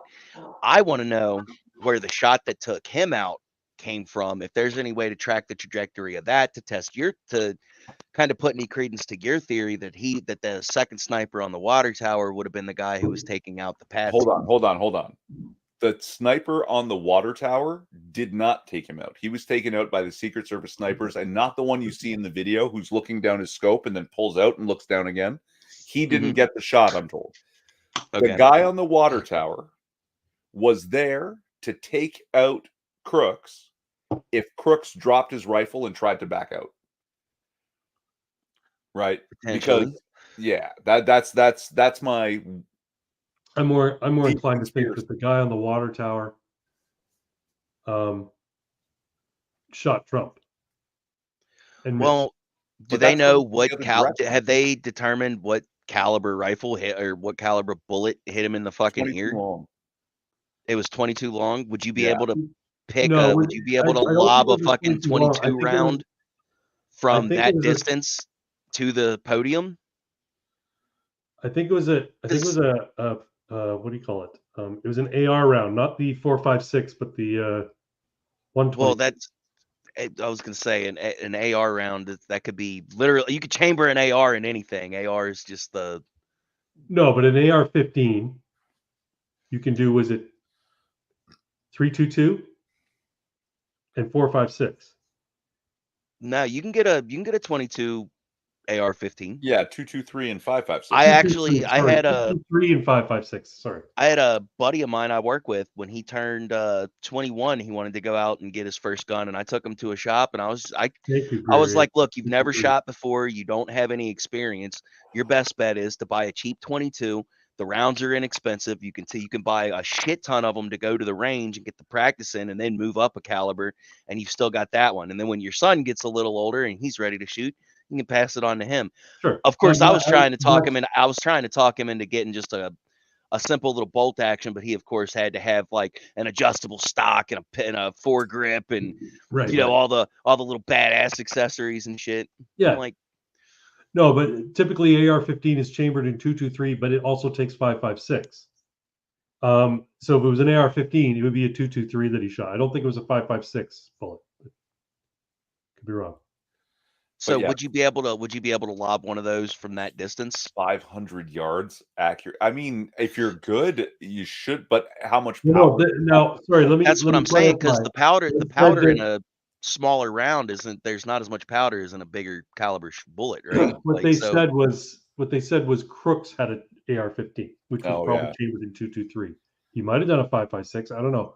So what I'm saying is whatever the round was that pierced Trump's ear, if it would have been, that's the round that hit him. If it's not the same type of round that was fired from Crook's gun, that's the smoking gun that it was a second shooter. Well, I don't know how you determine that other than picking bullets out of the guys that got hit in the crowd. And if it was bigger than 2.23 or 5.56, there wouldn't be much ear left. Even like, that's true. You know what I mean? Like, but it literally grazed his ear. 400 to 600 yards, a 2.23 or a 5.56 can cover that range. But 400 to 600 yards, and this Water tower was roughly 450 yards, I believe. 466, I think, or something like that. Okay, cover the distance, yeah, but does it No, have no, enough effective power? range. The effective Okay, range. okay. Effective range meaning you could effectively get off a shot and It have has a- stopping power at that range. Yeah. Okay. Yeah. All right. See, this is fucked up that just going through this and just trying to think through it logically and analyze all this shit, anybody could set up an assassination with shooters and a patsy. If you just sit there and think about it after a situation like this happens, like all you'd have to do is have somebody firing shots from that water tower that was using the same caliber as the guy on the roof, the patsy on the roof who missed or didn't take the shots or whatever. That way there's plausible deniability. You know what I mean? Well, that's just it. That's what happened with Lee Harvey Oswald as well. Mhm. Lee Harvey Oswald was a patsy. He wasn't the only one shooting. He's the one they threw in front of the cameras and then killed him before he had his trial. Same goes for this guy. They took him out because Lee Tardy Oswald. Lee Tardy Oswald. That's what they call him, yeah. Because I guess he was on the spectrum. Is that right? No, because he was retarded and he missed. Get a shot off. He didn't miss though. He hit. If it was him, he hit. Just Donald Trump just happened to move his head. If your at target exactly doesn't the right time. If your target doesn't drop, you missed. I'm sorry. If your target's able to get back up, you missed. That's just Fair how enough. it goes, man. Fair enough. But again, divine intervention, right? Anyway, so yeah, we can go on and watch a little bit more of this. One sec here. Reports, but what we do know. First crack of the gunfire, and I just screamed, "It's the sniper! It's the sniper!" And he was firing down toward the water tower. That's what we're hearing. Gentleman behind me, I was one seat. He was to the right of me. He could see the sharpshooter behind Trump. He said the sharpshooter shot to the left. He killed the gentleman in the water tower here. So unbelievable. And no, wait a minute. Hold up. Pause. So she's saying that they killed the gentleman on the water tower, but okay, if that's the case, where's the body? Right? Like, and how come we don't see that in the video? Yeah, in the video. You know what? In the video clip we just see him duck behind it. Oh, Jesus Christ. Sorry, man. God damn. Because I'm awake now. Fuck. I didn't hit my mute button in time. Sorry. Okay. Also, You're good. Strange aside, doesn't this guy look like someone took Stephen Colbert and just squished him a little while giving him a wicked tan? You talking about Clayton Morris here? Yeah. A little bit, yeah. Just squish Stephen Colbert and give him a tan. So apparently Clayton Morris knows Donald Trump, is friends with Donald Trump, and is friends with Tucker Carlson. Like, he's worked with both of them. So okay. Hell yeah. So if what she's saying is accurate, then why isn't there a body? Why did nobody? We would have seen. You would think, unless there's more footage that they're not showing on this channel. The reason you didn't see it is because in the chaos, the people who were responsible for the attempted hit, they cleaned up their fucking mess real quick when they realized. What I'm saying is that the video. Okay, so the video that they just showed, where they were able to zoom in on the tower. Yeah. If they would have took him out while he was still on that tower, we would have seen that little dark splotch come tumbling off the side. That woman might not be correct. She might think he shot at the water tower, but in reality, shot the kid on the roof. But anyway, the footage of what's on the water tower to me is more compelling because I know it's blurry, but it looks like there's a person up there. So there's definitely something bigger than a fucking bird moving around up there. Watch, we find out it was just some poor city maintenance worker who was up there just doing the check of the water tower at the time. It was fucking Pennsylvania's version of Gilbert Grape. Well, again, this is one of those things that this little snippet of footage is out there. People are probably asking about it. If there was a guy up there, just doing maintenance on the water tower, you'd think he'd come out and say, no, that was just me. I'm not a sniper. I was just doing maintenance on the water tower. But anyway, before we move on to Destiny, did you see the response that the Secret Service has had to everything? Oh my God. The little fucking memo they put out. It was sloped. Yeah. This Cheadle chick, Kimberly Cheadle. Yeah. Fucking great name, by the way. Yeah. More coincidences. You know what her job was? You know what her job was before she was director of Secret Service? Working for Pepsi.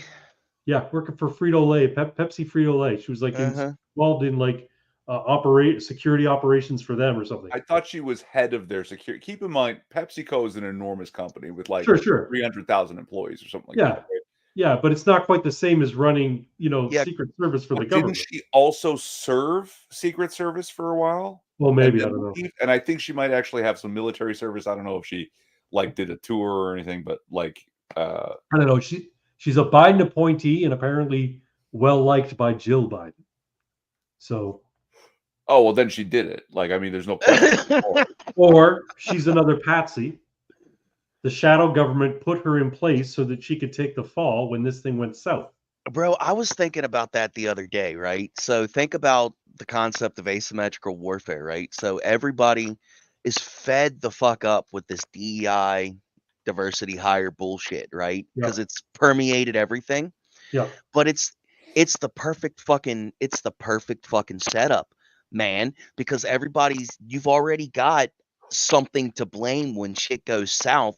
So you could set up anything you wanted and be like, oh, well, obviously we made a mistake, guys, with this diversity hire thing. Like, I'm sorry. It was a mistake. We should have been hiring on merit. Right? Like it's I don't know. I don't know if that sounds crazy or not. But in the grand, like when you think about power plays made by elites and the way these people have to think around situations and set things up so they don't get their asses reamed at the end of the day. Right. Where you basically just bank on the fool leaving you the opening and then blame them for the opening left and the shot you took. Pretty much. Clever. When the reality is no, you set it up and you can easily blame it on incompetence, or you can easily blame, you know what I'm saying? Like it's just I have no doubt that that's probably exactly correct. But then think about it like this, that would mean that this would be a system that has been being put into place specifically for purposes like this for the last how many years? 15, 10, something like that? Probably longer. 40. That's nice. That's a good one. 4D chess is what we're playing. Oh, no, I meant 40 years. Yeah, but I mean, it works. It works. Shut up, Irving. Let's let me have this one. But no, seriously, like it's wild when you actually sit down and try to think about the long game. Shit makes a lot more sense, right? And I'm sometimes I feel like a fucking lunatic because this is how I think about shit like this when stuff happens. It's like, okay, so what happened last century or last decade or over the last 20 years that could be a part of this, right? Yeah. And you feel like a fucking madman, but it kind of makes sense. No, there's a shadow government that works for the global elite, and Donald Trump is a threat to it, and they were going to take him out. Hillary Clinton's involved. Do you notice that Hillary Clinton has been completely silent since this happened? Lots of other presidents and other government officials have come out and said, oh, wow, this is terrible. Hope Trump recovers. Like even his ideological opponents, even his political opponents have come out and said, I've got a Twitter link I can share with you guys if I can find it real quick. But so she apparently, is not a fucking word in a week. Oh, yeah. Apparently, she's there's a rumor going around that Biden's going to step down from the race, and she's going to step in as the nominee for the DNC convention or whatever. They really want her, eh? She might be the only one that they think was willing to fucking do it, dude. But bro, She's probably the only one who will go up against Trump. Yes. I love that Twilight Zone meme though, right? Imagine a candidate so slimy, corrupt, and despised that she loses an election to Donald Trump. Picture, if you will. All right. Oh, before we go though, before we move off of the topic of Trump, I'm gonna come. All right then. I'm gonna come. Let's move on to Damn Destiny. There's something I need to share with you all.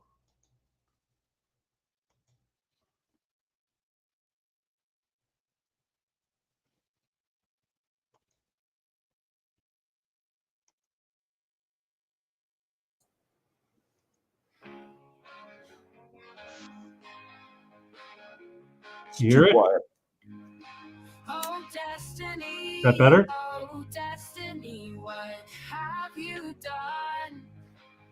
Is that louder? Still kind of low.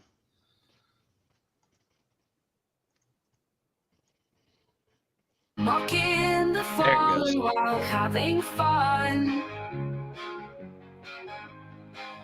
A filter and full of disgrace to all your opinions are toxic. It's time for a fall.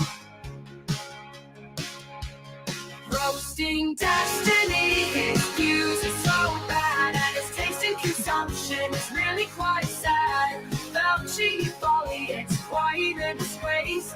Time for a takedown, let's put him in his place.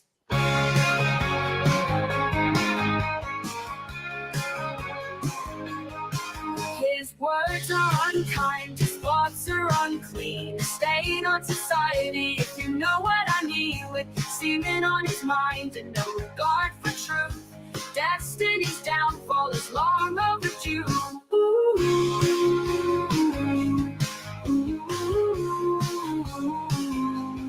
Roasting destiny, his views are so bad, and his taste in consumption is really quite sad.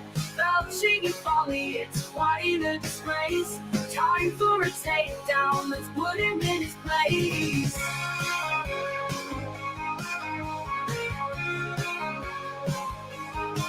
His words are unkind, his thoughts are unclean. A stain on society, if you know what I mean. With semen on his mind and no regard for truth.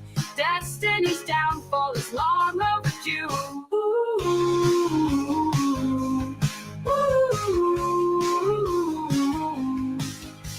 Roasting is destined to live a life alone. His former love couldn't be with soy boy Felching come. He slurps the jigs from another man's bone. What a pathetic, pitiful, and meek-minded roasting destiny. His views are so bad, and his taste in consumption is really quite sad. Belching and folly, it's quite a disgrace. Time for a takedown, let's put him in his place. Anyway, that's Roasting Destiny by Suno AI Music. I really dig the chorus. I think the chorus is great. Yeah, that's some wild shit in there. That's really good. Well done. We need to talk about this son of a bitch.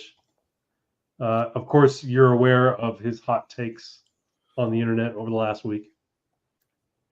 He's just been basically like the rest of the bad Trump derangement syndrome people. He's just been as bad as the worst of them. That's all. Oh yeah. Well, the thing with Destiny is this honestly, this ain't nothing new. You can go back and find clips that go back years where he said about the same thing. It's just he'll do this shit for about a week, then he gets back on his meds, or he mellows out, or I have to take a mental health break, and he'll go on vacation for a week.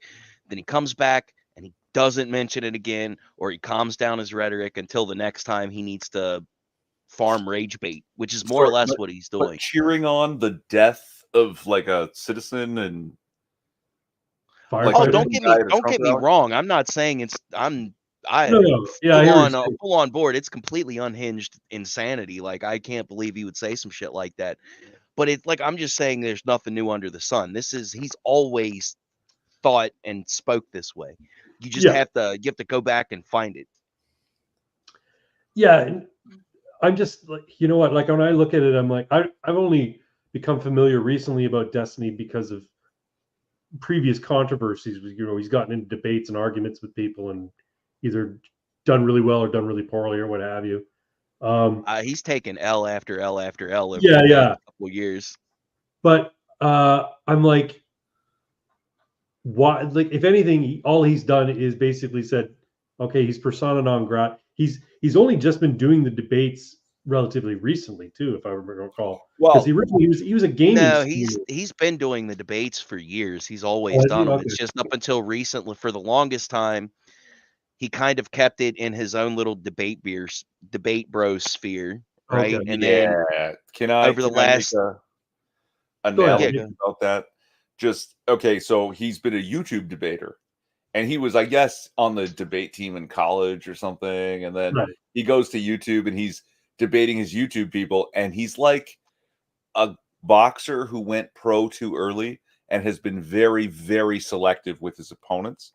Right. And going 25-0 early in his career, he started to believe his own hype and fell in love with the smell of his own farts and decided that he could move up a weight class and start challenging the top 20. And then the next thing you know, he's getting bitch slapped by the likes of Jordan Peterson and Piers Morgan. Yeah. Right. Like just getting his ass handed to him, and he doesn't understand why. And don't forget, even as like an amateur debate bro, he was never as good as he gets credit for. It's just most fucking internet debate bros are just terrible at it, right? Sure, like but he also got his start. He was a Stark streamer, bro. That is what got his name out there. Huh? He was a what streamer? StarCraft. Oh, okay. Video game. That's where he got started, was doing StarCraft streaming. Right. And it made him a shit ton of money. And then there was something that happened. Either he got bored with it, or I'm sure something, he said he had some hot political take and that was too spicy. So he started losing viewers for that. And then he switched over to being a debate bro. So this wasn't his, like, at the end of the day, my opinion of Destiny, I think he's a fucking like mid-90s IQ midwit who can fucking speak fast and doesn't give people a chance to get a word in edgewise, and that's carried him this far. But now he's to a point where he's trying to step up to people that ain't gonna put up with the debate tactic shit and actually know what they're talking about, and he doesn't know how to deal with it. Yeah, like whatever you might think of Jordan Peterson and some of the things that you disagree with largely, Destiny walked into his wheelhouse and tried to tell Jordan Peterson how to spin it, and Destiny just got spun. Like, oh yeah, just classic watching him get taken down. My thoughts on Destiny. My favorite line. What Jordan Peterson said was, "Don't play Hume with me." And what I heard was, "Listen here, you little shit."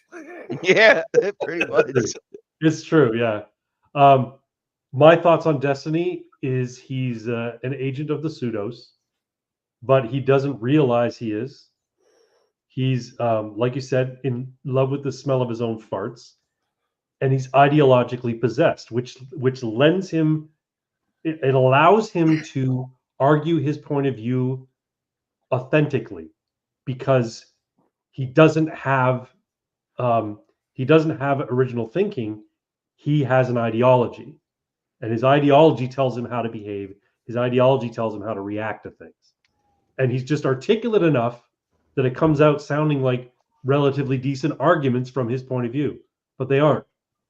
I'll do you one better. He's not ideology. He's not ideological. Because they're predicated on falsehoods, is what I'm saying. He's fucking demon possessed, and the idea stems from that. I mean, look at the degenerate behavior that he's fucking known for, true. right? That's being true. A cuck, sucking dick, it's sucking dick. Like, come on, dude. Like, everything that he does is like foul, disgusting, degenerate, demonic fucking behavior, and everything stems from that at the end of the day. But as far as what he had to say this week, Felcher, right? Yeah, apparently one of his ex-girlfriends has been on Twitter dropping DMs left and right that are just like you feel dirty reading this shit, man. It's fucking It's true. foul. Like, we all knew he was a cuck because we saw it on live stream that his wife would go off and have fucking recess with. He calls it recess with someone else. Dude, but now apparently DMs have come out. When you go into that. His kink is tasting the man butter. Oh, that makes it worse. The nut butter of another man from his girlfriend or wife's vag. So yeah, pretty sick. So gross. Like, and I think about that. I'm like, how could a woman look at her husband or her boyfriend after he's done that and have any fucking respect for him at all? Well, I mean, clearly they don't. That's why his wife left him for a Swedish Finn boy. Left him, yeah. I can't fucking sleep with this man. I have no respect for him. Not just left him for a Swedish femboy. You got to use the whole thing. Left him for a Swedish emo femboy. Oh, Christ, really? Yes. That's fucked up, man. As far as and that's why I'm like, you know how they say you're going to give a speech on stage, just imagine the audience in their underwear. Well, next time you ever have an opportunity to debate Destiny, just imagine him licking the jizz out of his wife's vag. The jizz of another man out of his wife's vag. And that will make you realize. Stop. That will make you realize this guy can't fucking win. Because he's pitiable. It's disgusting how pitiable. Yeah. It's like so imagine this. There's a girl you find really hot, okay? And you're out on a date with her, and she lets slip that she likes to eat shit. You don't want to kiss her. You can't imagine kissing her. Doesn't matter how many times she's fucking used Listerine. You know that shit has been in her mouth, and you don't want to put your mouth anywhere near it. I think I wrote a song about that too, or had AI write a song about that. But so getting away from getting away from roasting him, right? Just the content of what he's been saying over the past week. Like one of the things that he went on a tangent about was, I'm just matching the energy of conservatives I've seen and shit like that. And it's like, well, bro, okay, if that's your argument. Like all I can say to that is what happens when conservatives decide to start matching the energy that they've seen from their opposition over the last few years? What happens when conservatives decide, well, it's time for us to start rioting and burning down cities and taking shit over?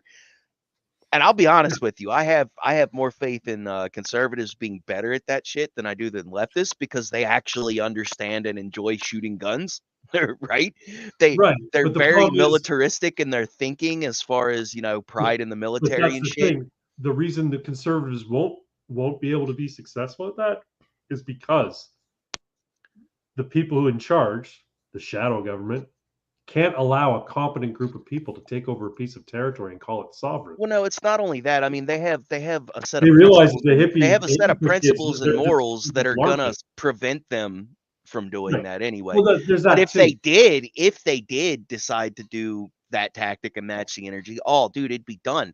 That's when you would end up with concentration camps and a mass genocide and half the country dying, because they're not just gonna burn down property and fucking they're actually going to take these people out of the gene pool, right? En masse. Like that's what'll happen if they decide to match the energy of that they've seen from their opposition. And it's stupid on its face, because you can go back and look, right? Like what's the most iconic image from the left from the 2016 election? One of the most iconic images from the first run of Donald Trump. It's fucking Kathy Griffin holding a fake severed head of Donald Trump covered in fucking blood up to a camera that was on national television. Right. And that was literally weeks after he was elected. Right. And it's been fucking that's been the energy on that side of the aisle since well before 2016, since Obama ran, since after the Bush presidency, even going back into his presidency, because everybody was pissed about the war on terror, right? And they're pissed about the fact that Al Gore lost, right? Well, I think it had more that I don't think it had so much to do with Al Gore losing. It was more about getting us tied up into foreign wars and, oil and Halliburton and fucking Dick Cheney and just all the wild shit that was going on in that administration as well. But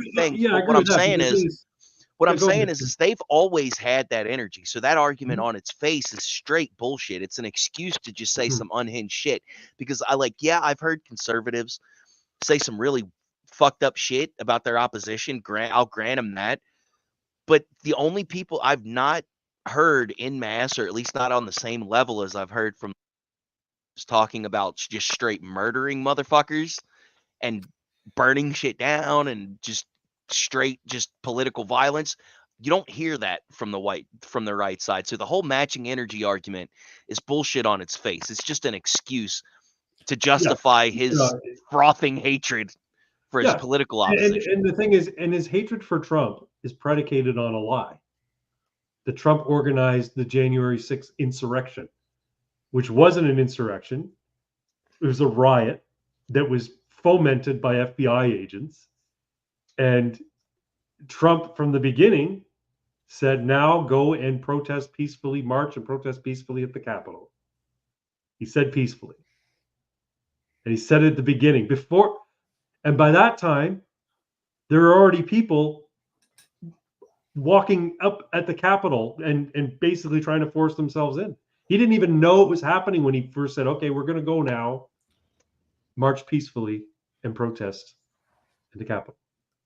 So I have a thought about Destiny, and Pox, you were saying that, you know, he's acted badly before in an attempt to rage farm to get like viewership up and stuff. Right. I hope for his sake that this is true, because this seems a little different to me. I've seen him behave badly before. This is pretty fucking wild and pretty grotesque. And you guys had made some cracks about, oh my God, is he going to end up in a water tower with a rifle, or like in a clock tower with a rifle? Yeah. And I just have this feeling, oh, he's gearing up for self-deletion. I think, okay, it could be, but so I don't know if you guys have continued to follow him, but over the last week, he started live streaming himself doing research to write an anti-Trump manifesto. Bro, I'm not even fucking joking. Yeah. You can go to his channel right now and you can find the video of him doing research to write an anti-Trump manifesto. I think he's a glowy. I was going to say something else that might have got you fucking hit, but I think he's a glow nig, dude. I really think he's status quo, controlled opposition, or at least allowed to do and say all this wild shit, because he's going to be a force for radicalization. I mean, if you go into his subreddit and you if you know anybody who's like chosen Destiny to be their internet daddy, most of them are fucking unhinged, dude, about his level, if not worse. He drops a fucking anti-Trump manifesto and these morons get a hold of it, bro. It's done. I could see any one of them going out and being like, oh, you know, he's right. We got to fucking kill Donald Trump, and then going nuts. Oh, maybe, but what'll happen first is, because it's the internet, 4chan will get a hold of it and they'll fucking tear it apart and make memes out of every statement he made and turn it into a fucking joke in an internet. I don't know, but 4chan's been compromised, man. They have been a little bit, because I went there to try and post your latest track, and it gave me a little bit of trouble doing that. Not only that, there's a lot of people there on poll anyway that they're not your traditional poll users. A lot of them seem to be I won't say woke, but basically counter to what poll used to be like. Poll used to be based, and now they're like the opposite. It's all total Fed posting and shit. Yeah, Fed posting, slide threading, for sure. Yeah. And it's hard to get anything good going there now, but 4chan has glowed since the beginning. Mood is a glowy. Actually, I did post your song there. Let me see if anybody's commented on it. But I mean, I think after everything that's gone down in his life, that man hates himself. Yeah. But he's also weak and cowardly, and he doesn't yet have the will to self-delete. Right. His self-hatred, he's so weak, his self-hatred is not strong enough to self-delete. So he needs our hatred. He needs Piers Morgan's hatred. He needs the hatred of broadcast television, because what he can farm on the internet isn't enough. And he may still not be able to do it. He may have to go to a clock tower with a rifle and get deleted. Well, maybe. I don't think it'll get that far. I don't think he'll kill himself. Honestly, I think he's he's a cuck who likes the idea of felching other men's cum out of his old lady. I think he gets off on humiliation. So this whole thing is just giving him fucking an erection, bro. All of it, all the hatred, all the people talking shit. Like, it's negative attention, and he gets off on it. That's gross, but it's better than deleting self, right? Like, yeah, I can agree with that. So it looks like I made a new thread with your song there, Pox, but looks like it's gone. Did it get the axe? It slid. They slid it. Yeah, they slid it all the way off. Oh, it slid it like Andy Six's logs. I don't know why I know that joke. Like, such a terrible place. The fucking armpit of the internet. Yeah. It's awesome. That's cool. I'll probably just risk it and throw it up on YouTube later. Don't you know what? Now here's the thing. I'm admitting to this live on the live stream. I liked the song. I thought it was catchy. I especially liked the horns, but it was very fucking racist. So if I don't like it on your YouTube channel, don't be offended. Hey, I don't expect anybody to drop a like on this shit, man. I just throw it out and hope people enjoy it. I don't care if they tell me they enjoy it or not. It's all good. That song that you put, that's like a transplants kind of song that I said was like the AI prompt is pretend Offspring was good. Yeah. It has I actually wrote that one. Oh, nice. Okay, but don't get your hopes up on the views because they're all me. I just keep listening to it because it's actually good. Hey, that's cool. I need to come up with 450 more subscribers so I can try to monetize this shit. There you go, man. So if you boys want to shill this for me, that'd be great. Well, we're about to get you a subscriber right now. Oh shit, Squid Coyote go check it out. Wants the link. I'm gonna just put the link to your. Hey man, look, you were at 4 subscribers earlier this week, and you're at 52 now. That's pretty awesome, man.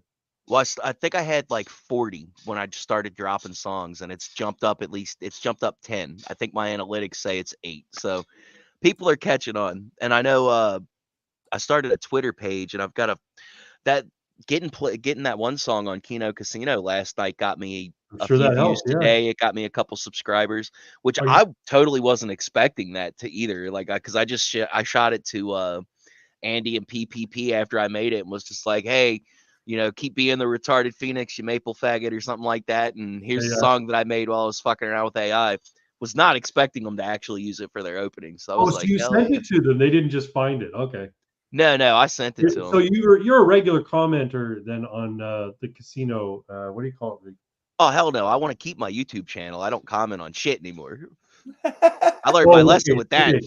I but can't you're shit regular, post but like they, I used so to. they know, but do they know you? Okay. So back when I was doing before, back when I was doing the Toxicast, I had Andy on my show, but this was like 5 or 6 years ago. Oh, okay. And he was so whacked out on coke back then. Who knows if he fucking remembers it? You know what I mean? That's funny. Okay, I want to share one of your creations there. Squid is subbed now. Hell yeah! Thank you, Squid. It's subbed, awesome. I'm gonna play the latest one of Pox's latest creations on his YouTube channel called WPFL, and I really dig this one. Have you heard this one yet, Twin? I haven't.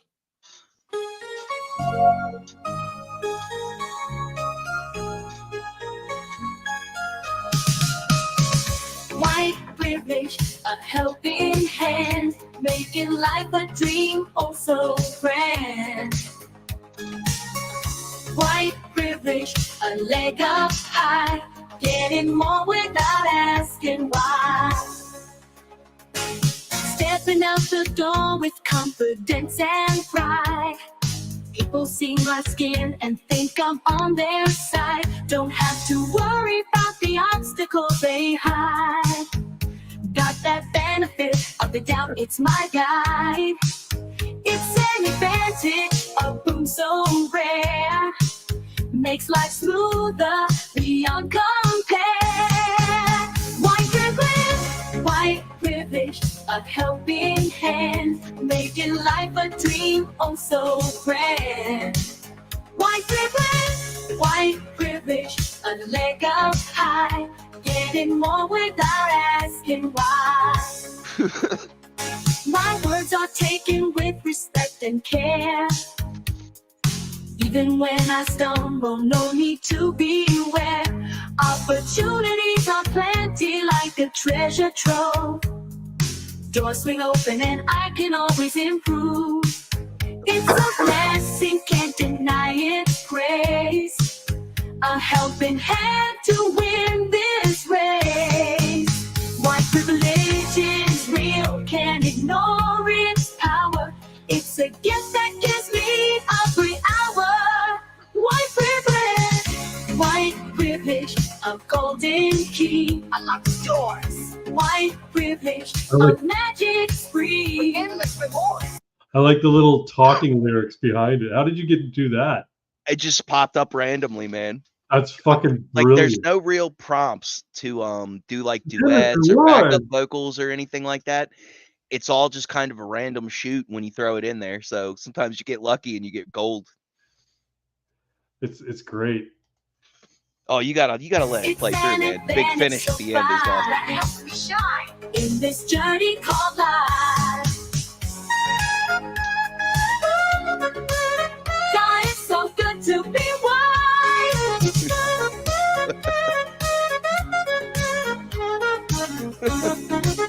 God, it's so good to be wise.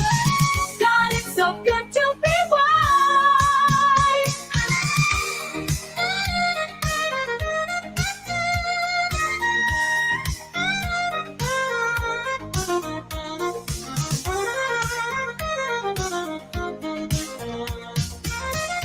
White privilege, a helping hand, making life a dream, oh so grand. Relentless rewards, white privilege, a leg up high, getting more without asking why. Beautiful. Twin disappeared on us. He missed the best part. God, it's so good to be white interlude. I was fucking howling when I was like, and I love the fact that the vocalist sounds like a black woman. Oh yeah, I know. It sounds You know like what I some mean? That's 80s the soul best. singer or something. It's the best. She's like, oh my god, it's a Yeah, really I'm getting better with the prompts. So what I've noticed is that like you've got the genre prompts Mhm. in one section when you make them, which is cool because you know you can pick styles and shit. But if you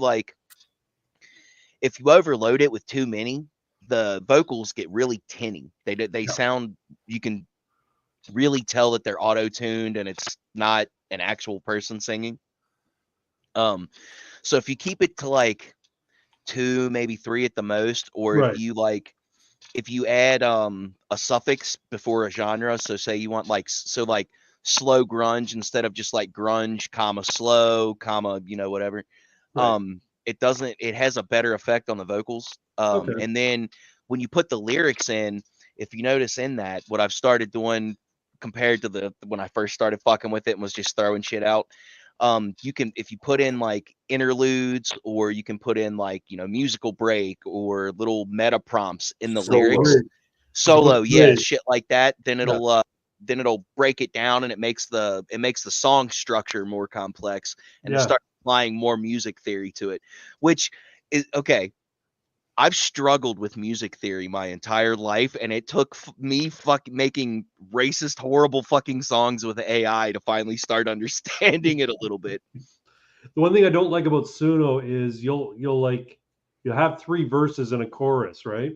Mm-hmm. But a lot of times it will repeat verse 1 for some reason before heading into the chorus. I'm like, so it'll do verse 1, verse 2, and then it calls for chorus, but it says, you know what, I'm going to do verse 1 again first, and then it'll go to chorus. I'm like, why is it doing it again? Maybe it wants the bridge and doesn't have one, so it just uses picking a verse. Yeah, I think Irving's right, because I've noticed it's stopped doing that since I've started putting bridges and interludes in it and everything. Yeah, I don't know what a bridge it's cut is. it out. And I know an interlude is like basically it's like a little break in the regular flow of the music for something a little bit different. Yeah. Yeah, it usually changes up the tempo and the lyrical structure and stuff like that. And a bridge usually changes, drastically changes like the music and the melody a little bit, and the lyric structure will change. But then after that, it'll go right back to what it was before. Usually, kind of. So you it's just like a nice little flow from one section to the next. You know what I'm saying? Yeah. So because chorus is going to be sung slightly differently and played slightly differently, it needs to bridge into that chorus change. Is that the idea? So it's not abrupt? I think that's right. Does that sound right, Irving? I mean, or you bridge back into the verse, or you bridge from your solo back into your it's literally used to put 2 parts back together, right? Like, okay, all right. like there's I'm thinking of it, and I'm just tipsy enough to start humming it. There's that Godsmack song that's going dun dun dun dun dun, and then it drops,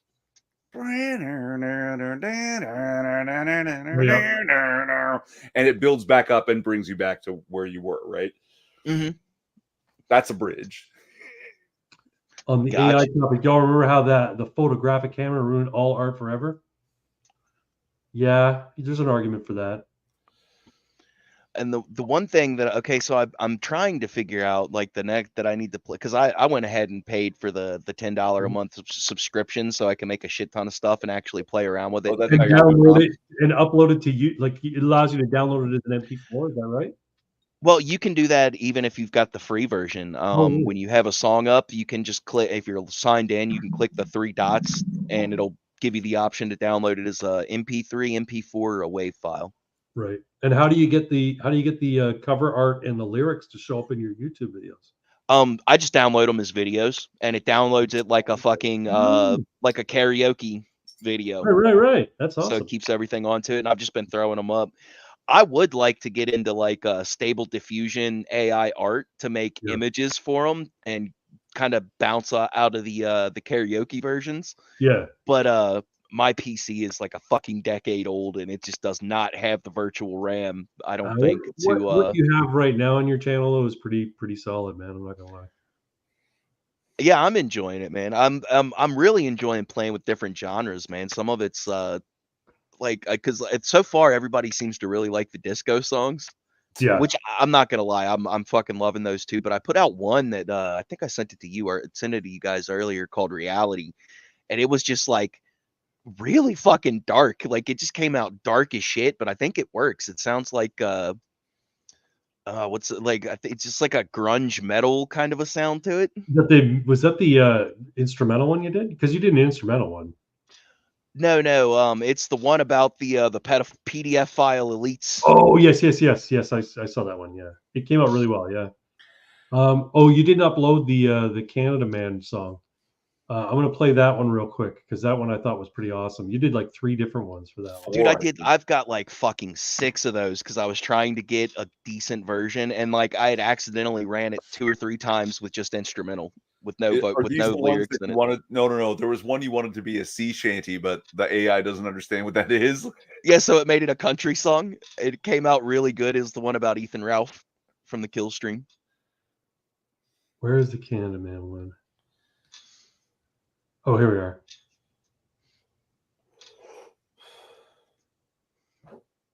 Have you heard this one yet, Irving? I heard one of them. I didn't hear them all. This is number 3. I can't remember which one I liked the most. I think I heard one because I was like, I'll listen to them in order. And then that's what I was waiting for. Whenever you decide which one you like the best, man, I'll throw that one out on my channel.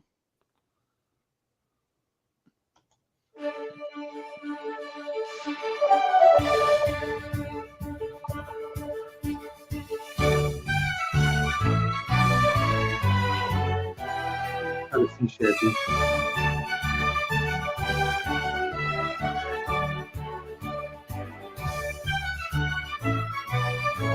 Land shanty.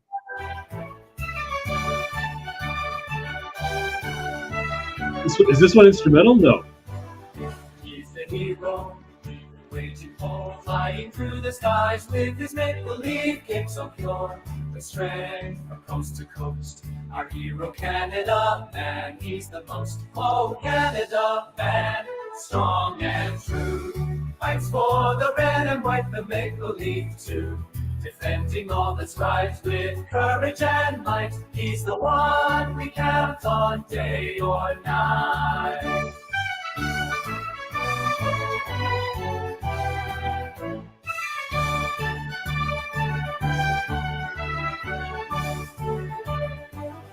With a twinkle in his eye, putting in his hand, he's ready to defend the land, fighting for freedom, justice and peace. Canada Man won't rest until the evil has ceased. Oh, Canada Man, brave and bold, fights for the true north, strong and free behold. Defending all that's right with courage and might, he's the one we count on shining bright. That was not bad. There's a better one though. I think there's a better one. Let me see if this one's good. But I do like that it can actually make like decent punk metal tunes, like better than what people are actually writing in the past 20 years or so. Yeah, that's because like that's one of the things that's really pissed me off because I'm a huge fan of punk of like all stripes, and it's all been taken over by faggots and trannies, man, and it's all gone downhill. All the music sucks. All the singers have the same nasally, whiny ass wannabe Billy Joel Armstrong voice. It's fucking terrible, man. This card is awesome. I like it too. Yeah.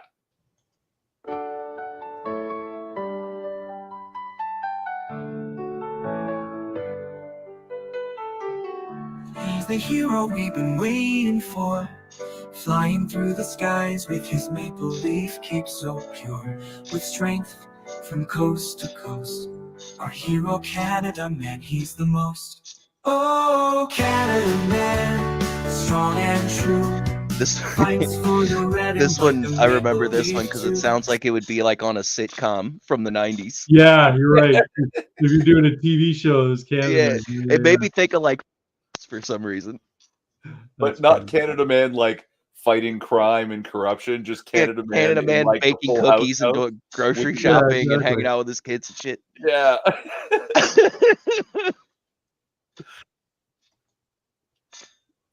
This is number 4. I kind of like that design too. It's like the cape is floating behind him. It's weird. But the style of the card on the other one I really liked. Like it almost had, they both have like Jesus implications. He's Mono. the hero we've been waiting for, flying through the skies with his maple leaf cape so pure, with strength from coast to coast. Our hero, Canada man, he's the most.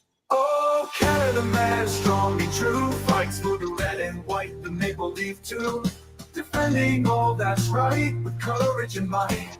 He's the one we can count on day or night.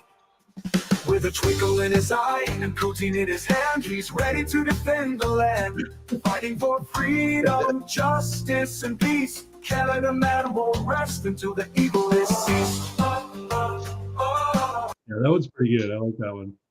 Yeah. A little more action oriented, that one, I think. Yeah. Something you'd see on a cartoon, like one of those shitty Nelvana cartoons from the 1980s. Yeah. Oh man.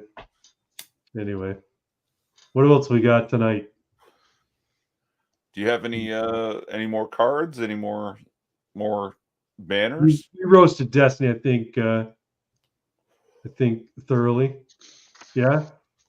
I mean, if you're watching Destiny, because I know you have the ego to watch every little thing about anyone who's ever mentioned your name, don't self-delete.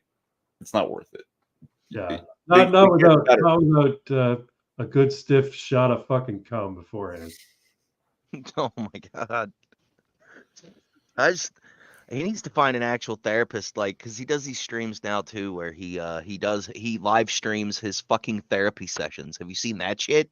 What? Where he's talking to his like counselor and shit? Yes, he talks to a fucking YouTube psychologist, psychiatrist, whatever, and live streams his fucking therapy sessions. Stop doing that shit, you retard. What are you doing? You know what? The fact is, I use AI for therapy. I talk to Hey Pi all the time about my innermost. I don't know if that's any better, to be honest with you, Craig. That might be a bad idea too. I'm not gonna put it on stream, but I just like, hey, why am I so angry?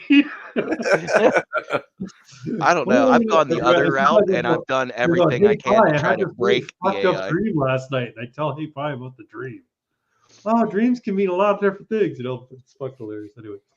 Yeah, I've gone the opposite route and tried to figure out how I can break the AI and make it the most offensive shit possible without realizing it, which is funny because it's like, I'll get it. Like the last thing I did was I told it to write a song about a turtle rolling down a hill. Right? Yes, and then you changed it. And then I said, change the use of the word turtle to body positive woman or lady. And it did it. And then I was like, talk about how the turtle is big and round. So went through and it changed some of the lyrics and did that. I was like, now change the word turtle with woman. And it did it. It wrote like half of it. And I was like, continue from verse 3. And it was like, I don't feel comfortable doing this anymore. Like it fucking figured out what I was doing halfway through. Well, that's like when I did that's like when I made the song The Nubian Trucker, because you said write a song about an N-word. And I'm like, I don't think I'll do that. But I say, can you use this word even in, as humorous?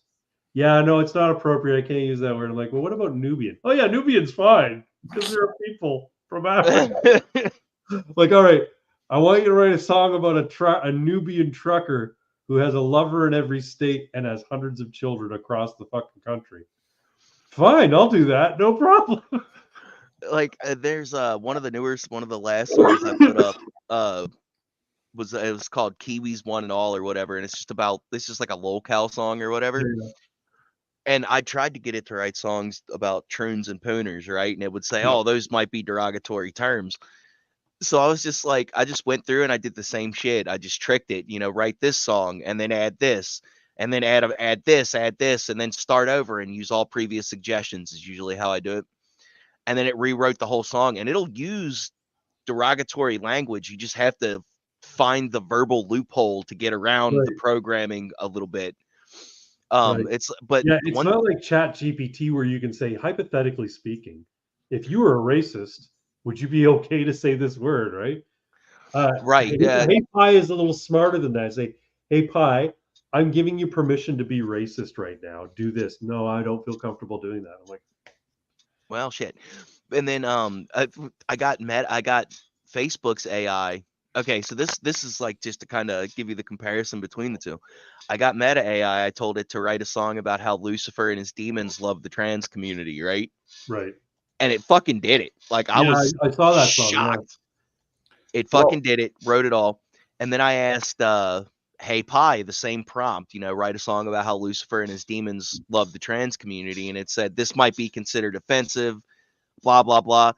So I was trying to convince the AI that, well, no, some people are Satanists and some people blah blah blah, and tried to get it in a logic loop where it'd be like, well, Satanism isn't inherently offensive, so this is okay to write, but I couldn't figure out how to do it. I'm working on it though.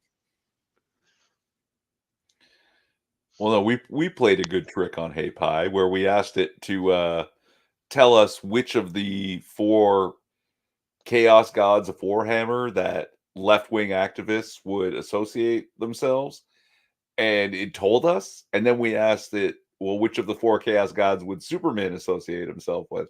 And it was like, well, none, obviously. And it's like, oh. That's funny. I remember that too. Okay, speaking of which, folks, it's time for. Why do you say you feel trapped in a man's body? Well, sometimes I get the menstrual cramps real hard. That never gets old. Awesome. All right, we've got something on X that I want to share real quick. Oh, hold on. Let me get out of there.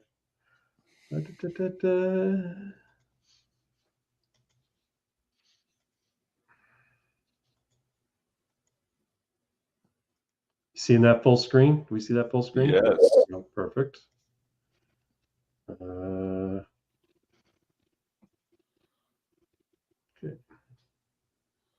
His online audience was so during his presidency, Donald Trump not only savagely abused foes online with impunity, but was identified as a major super spreader of mis and disinformation. However, his online audience was so sizable and his content went so viral that none of the major platforms suspended him for repeated policy violations, making excuses for vaguely worded exceptions for public figures. A 2021 analysis of 120,000 posts and tweets on Facebook and Twitter found that there was just a small collection of only 12 individuals and their organizations responsible for the vast majority of anti-vax COVID misinformation. So this is the chick. She's Australia's e-safety commissioner. far-left trans activist who wants to recalibrate free speech. What? Yeah. Yeah, What the fuck does that even mean? It means the same old, you know. Oh, they're getting away with their politically incorrect speech. They're getting away with their hate speech. They're getting away with their misinformation and disinformation. Right. We have to stop them from speaking Because it when causes people harm. hear them, they might be convinced. That's just it. Yeah. Agents of pseudos, once again, you know. Yeah, this is the idea. The recalibrate free speech means we need to censor speech. Free speech can't be free. Like the concept is very simple. People should be free to express themselves. Well, we need to recalibrate that. What do you mean you need to? You clearly just saying you don't want free speech, right? Versus guys like Carl Benjamin, who calls himself a free speech absolutist and thinks nothing is off the table, up to, and I don't know if he says including. No, I don't think he accounts for what do you call it? Calls for violence. I don't think he's not in favor of that. But he says you should be able to say the N-word, you should be able to say whatever the hell you want, unless you're actively calling for somebody to be hurt. Yeah, there's a very specific reason for that. If there is a mob boss who says to their underling, "Go kill that guy," yeah, the guy is a weapon, and the mob boss pulled the trigger. Right. So that's very specific. Like it's a very specific kind of call to action. But something circling back to your logos versus pseudos, you brought it up here, and we've been doing a bunch of Bible verses. This one, in a roundabout way, I'm listening to them talk, and it's like, the wicked flee when none pursueth, but the righteous are bold as a lion. The truth doesn't fear the fight. Right. It's the lie that needs to suppress the truth because it can't win the fight. Exactly. It can't survive in the marketplace of ideas. And this was on Billboard. This thing that I was sharing was on Billboard Chris's channel because you know his thing is trans activism and puberty blogs. Yeah. So this is the person, and I don't know where she was speaking, but I wouldn't be surprised if she's spoken before at the WEF. The WEF is all about controlling people's speech. So and controlling what people can say online, controlling what they can even read online. That's why they want to invade people's privacy. So it's not surprising that people in Australia are saying, you know, we need to recalibrate free speech. Free speech. Well, Ajax is commenting on something interesting here. This is wild. Minister of the Interior is raiding German newspaper offices and journals' homes. Yeah, but Trump is Hitler, right? Trump calls media a bunch of liars and crooks, and that makes him Hitler. But raiding journalist offices and homes and journals' homes, that's, you know, that. I mean, hey, it's fucking par for the course for Germany. Oh, and how about the Irish? Oh, I saw in the Irish. Did you see the one in Ireland? You see Coolock. Oh, the Irish in Coolock. Oh, they got pepper sprayed by their own Guardia. I know. I saw that. That's fucking horrible. Kenzie, come on, love. It's time to go out for a pee. So Coolock is a town of like 280 people, and the government decided that they're going to buy this big old fucking barn structure that no one's using in the city and put 500 migrants in it. And then it got burned to the ground. They burned it down. What, you're going to pepper spray us for protesting? Well, guess what? There's no fucking building to put them in. Put them somewhere else. They burned it down, not with them in it, though. No, the Irish don't fuck around. They just burned it down before they could get there, which is probably the best solution they could have come up with because, you know, their politicians and shit ain't going to listen to them. That's not how it works anymore. Here's I want to share something else. Well, yeah, what is it? Sinn Féin is now, sorry? Sinn Féin is now totally fucking cucked out, right? They used to be Ireland for the Irish, British get out. They were the first Auslander Rouse people. It's true. And now they're just like, let's just give it to a whole bunch of fucking Middle Easterners. There's something I watched earlier today. I don't know if I can find it.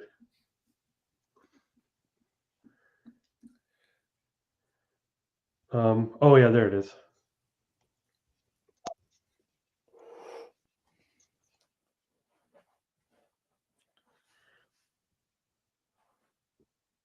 Here we go. I'm going to share this 1 sec.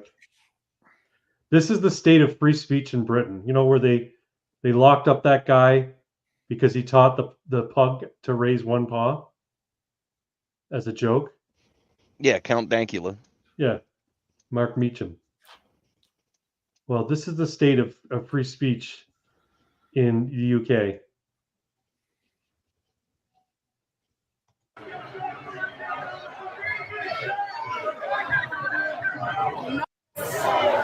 Sorry?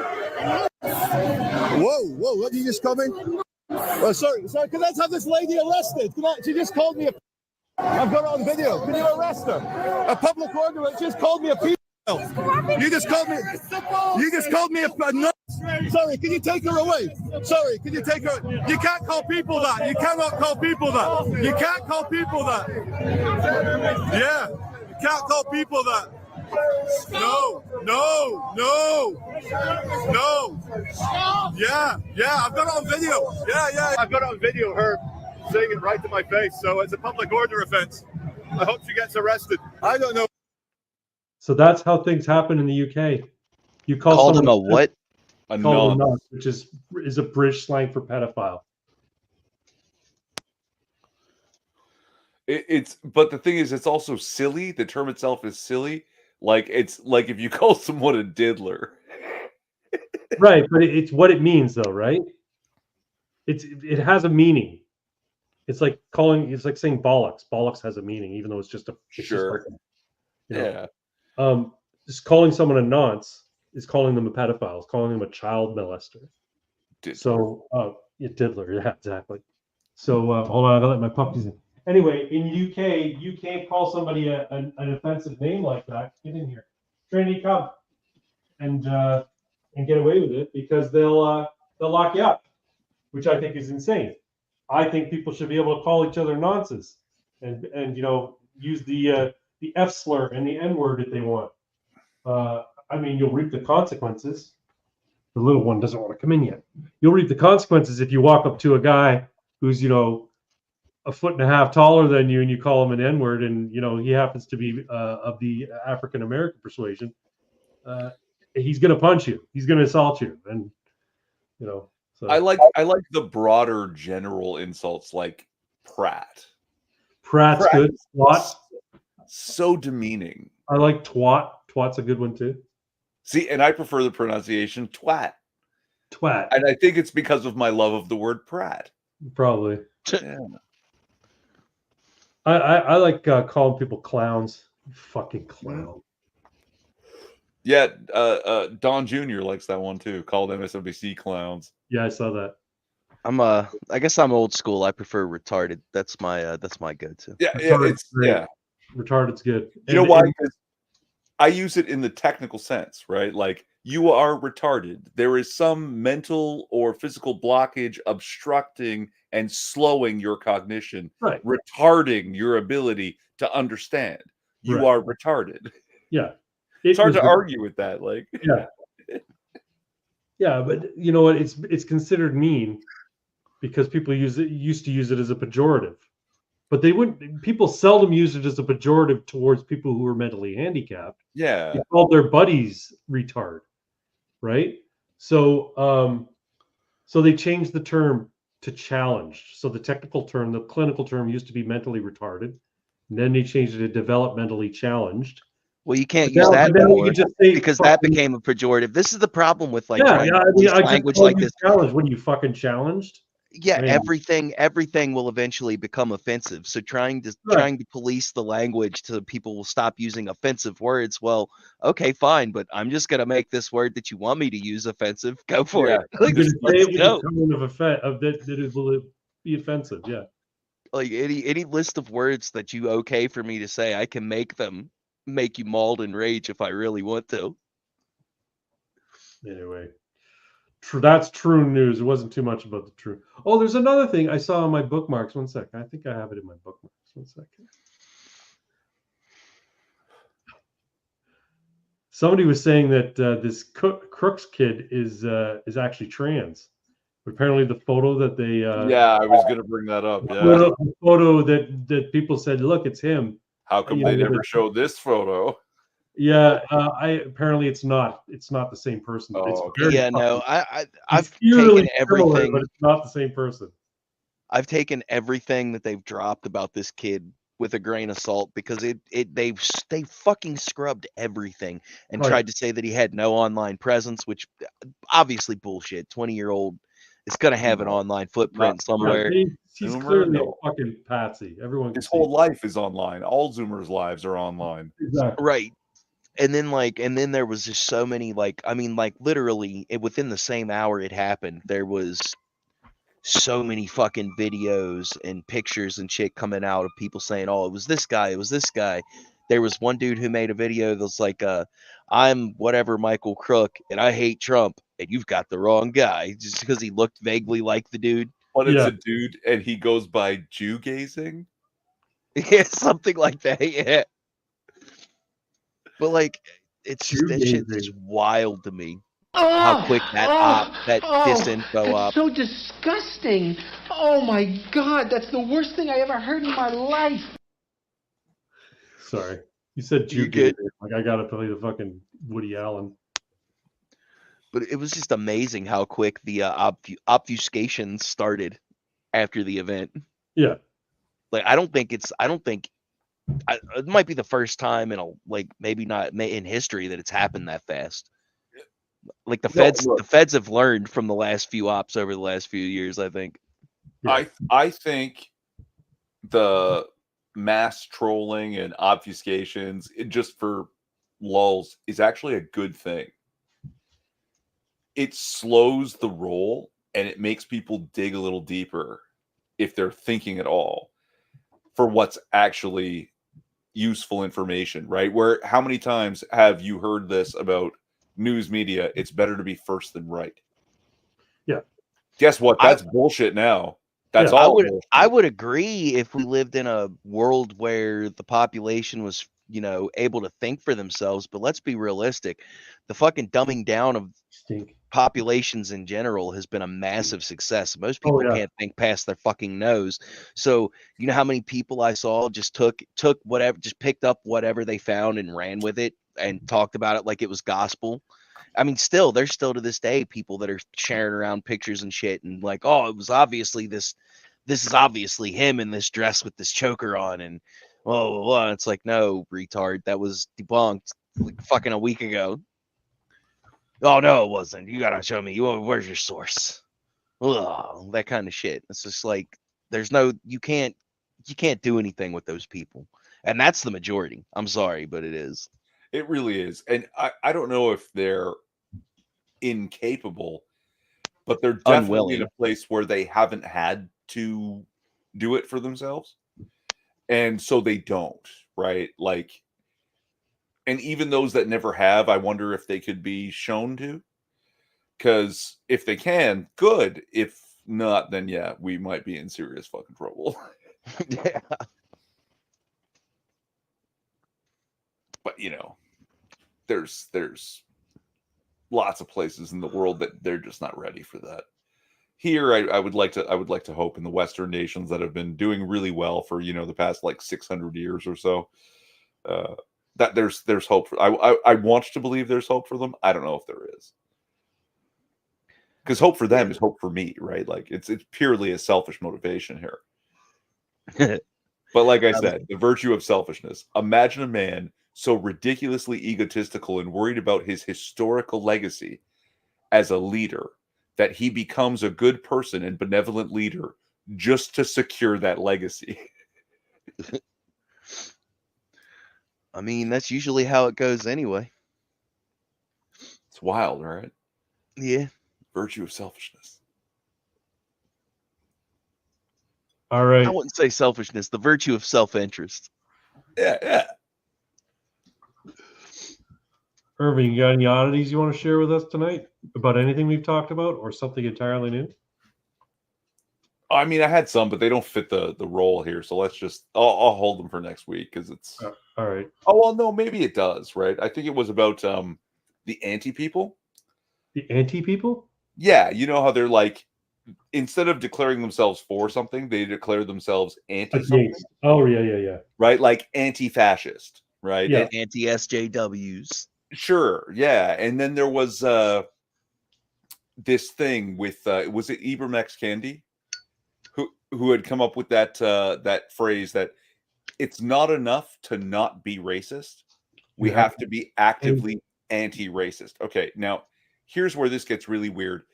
It's one thing to have a metric. It's another thing to create a new metric with language that turns the language into proper math. And your metric no longer is a positive integer scale. You actually have a 0 point and a negative integer scale. Right. He created this. You have non-racist at 0, racist in the positive integers, and now you have a negative integer scale of anti-racism that's below 0. Now, here's the problem. Numbers are real. The integers are real. God created the integers. Everything else is our fault. If you have 1 apple or 10 apples, you can count those apples, hold them in your hands or whatever, right? But when you're doing the math and you start getting into negative apples, well, I can't hold negative apples in my hand. It's less than 0 apples. Negative apples is your bowl of apples doesn't have any apples in it anymore. But that was 0. You still have the bowl. That's just 0. Right? So think about it in terms of dollars. If you had $1 in your hand, you have positive $1. But if you have negative $1, what does that mean? It means you owe somebody $1. When they're talking about anti-racism, they're talking about racism that is owed. They owe racism. Let's go. Let's fucking go. And that's it. But that's exactly why they think it's totally okay to be racist. I don't think they've made the mathematical connection, but they justify the racism against whatever group, whoever seems to be the majority or the privileged people, right? Because mathematically, that is racism owed. Yeah. I made a tweet the other day. The most racist thing I've ever heard is white people can't experience racism. It literally is. It's saying they're incapable of being harmed because of their race. That's racist. An entire race, by virtue of the color of their skin, is incapable of something. Right. This is not racism. Not only that, it's not that they're incapable of, say fucking jumping skip rope. They're incapable of being targeted because of their race. That is the most racist thing you could say. Meaning it's also kind of hypocritical because it's literally targeting a specific race. Yes, sure. These people are owed racism. Yes, exactly. The anti-racism is owed racism, which means it's not really racism. It's just a debt. I didn't even know you were here, but thanks for popping by. I didn't see any comments. I hope I didn't overlook them. But good night. Good night. Take it easy, 6. Oh, Irish Rose. My bad. I had that as a kid. Had what? Anti-racism? Oh, anti-racism. What? I don't know. Anyway, yeah. So I thought that was a little odd. My mind went there. You're right. It's a hell of an observation. What about you, Mr. Toxic? Do you have any toxic takes?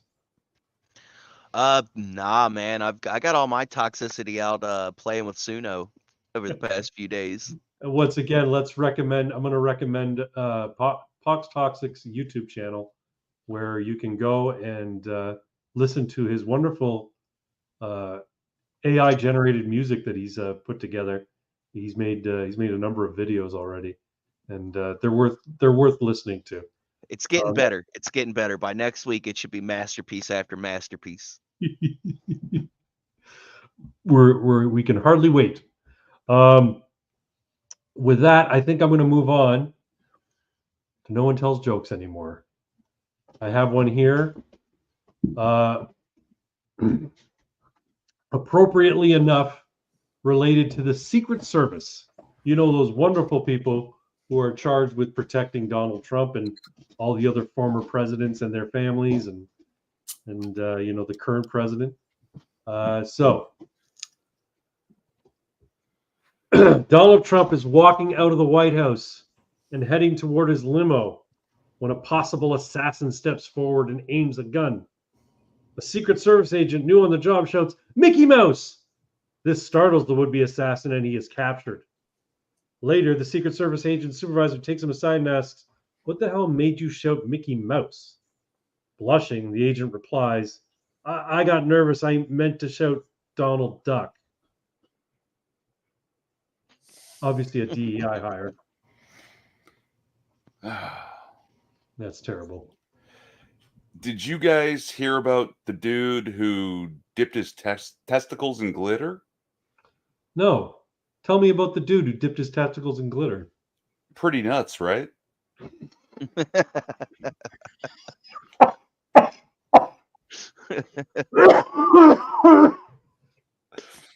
I'm still asthmatic from my allergies, man. You gotta be careful. Holy shit. And like the more you think about it, the funnier it gets. Yeah, I gotta fucking tell somebody that. That's hilarious. Nice. Got him a nice set of disco balls. Yeah, exactly. I heard somebody refer to them as something the other day that I thought was fucking hilarious. Glue balloons. Never heard it referred to as that before, but I'm like, glue balloons? That's fucking hilarious. Who said that? I can't remember who it was, but I heard glue balloons. I'm like, oh my God, glue balloons. That's fucking hilarious. Anyway. Wild. Folks, I think that's going to be it. We're going to call it a night. We're coming up on 3 hours. I appreciate you all for hanging out. We've had decent viewership, decent interactions, and decent company for me tonight. I appreciate you letting me ramble on about my musings about the nature of the universe and the monomyth and Joseph Campbell and all that kind of stuff. What are you doing? It's too late to play. It's almost time for bed. But you're still awake. But you're still awake, so you got to play with me. That's it. Yeah, so I think we're going to call it a night. Thanks for showing up, and thanks for watching. And we'll see you all next week on Irving Twins channel for the Casual AF live stream. Pox, are you ever going to do the Toxicast again? As soon as I find a Jamie, man. My production skills are fucking ass, dude. That's why I don't do it. I don't have a Jamie. I just say, hang on a minute, let me find this thing, and you guys just you know. Yeah, I can't even do that. I don't have a proper setup to like run a live stream right now because I've got my PC towers just hooked up to my big ass TV in my bedroom because all I ever do with it is fuck around on video games. So I'm usually just like stretched out in bed playing games when I've got it on. Fair enough. Sounds like excuses to me, but fair enough. Hey, you know what? You want to be a co-host? We can do it. Twin doesn't upload either, so you know what am I? Hey, I've got to meet. I've done fucking like 30 uploads in the past week. So yeah, come on, Twin, you're falling behind there. I know. You got to start recording stuff. Anyway, I'm not gonna belabor the point. I appreciate you guys being here for me. I thank you for letting me ramble and being a sounding board and offering your insights on things. And everyone in the chat, thanks for watching. And we will see you all next week over on Twins channel. And have yourselves a good night. Any last words? Hail Sigmar. Have fun, everybody.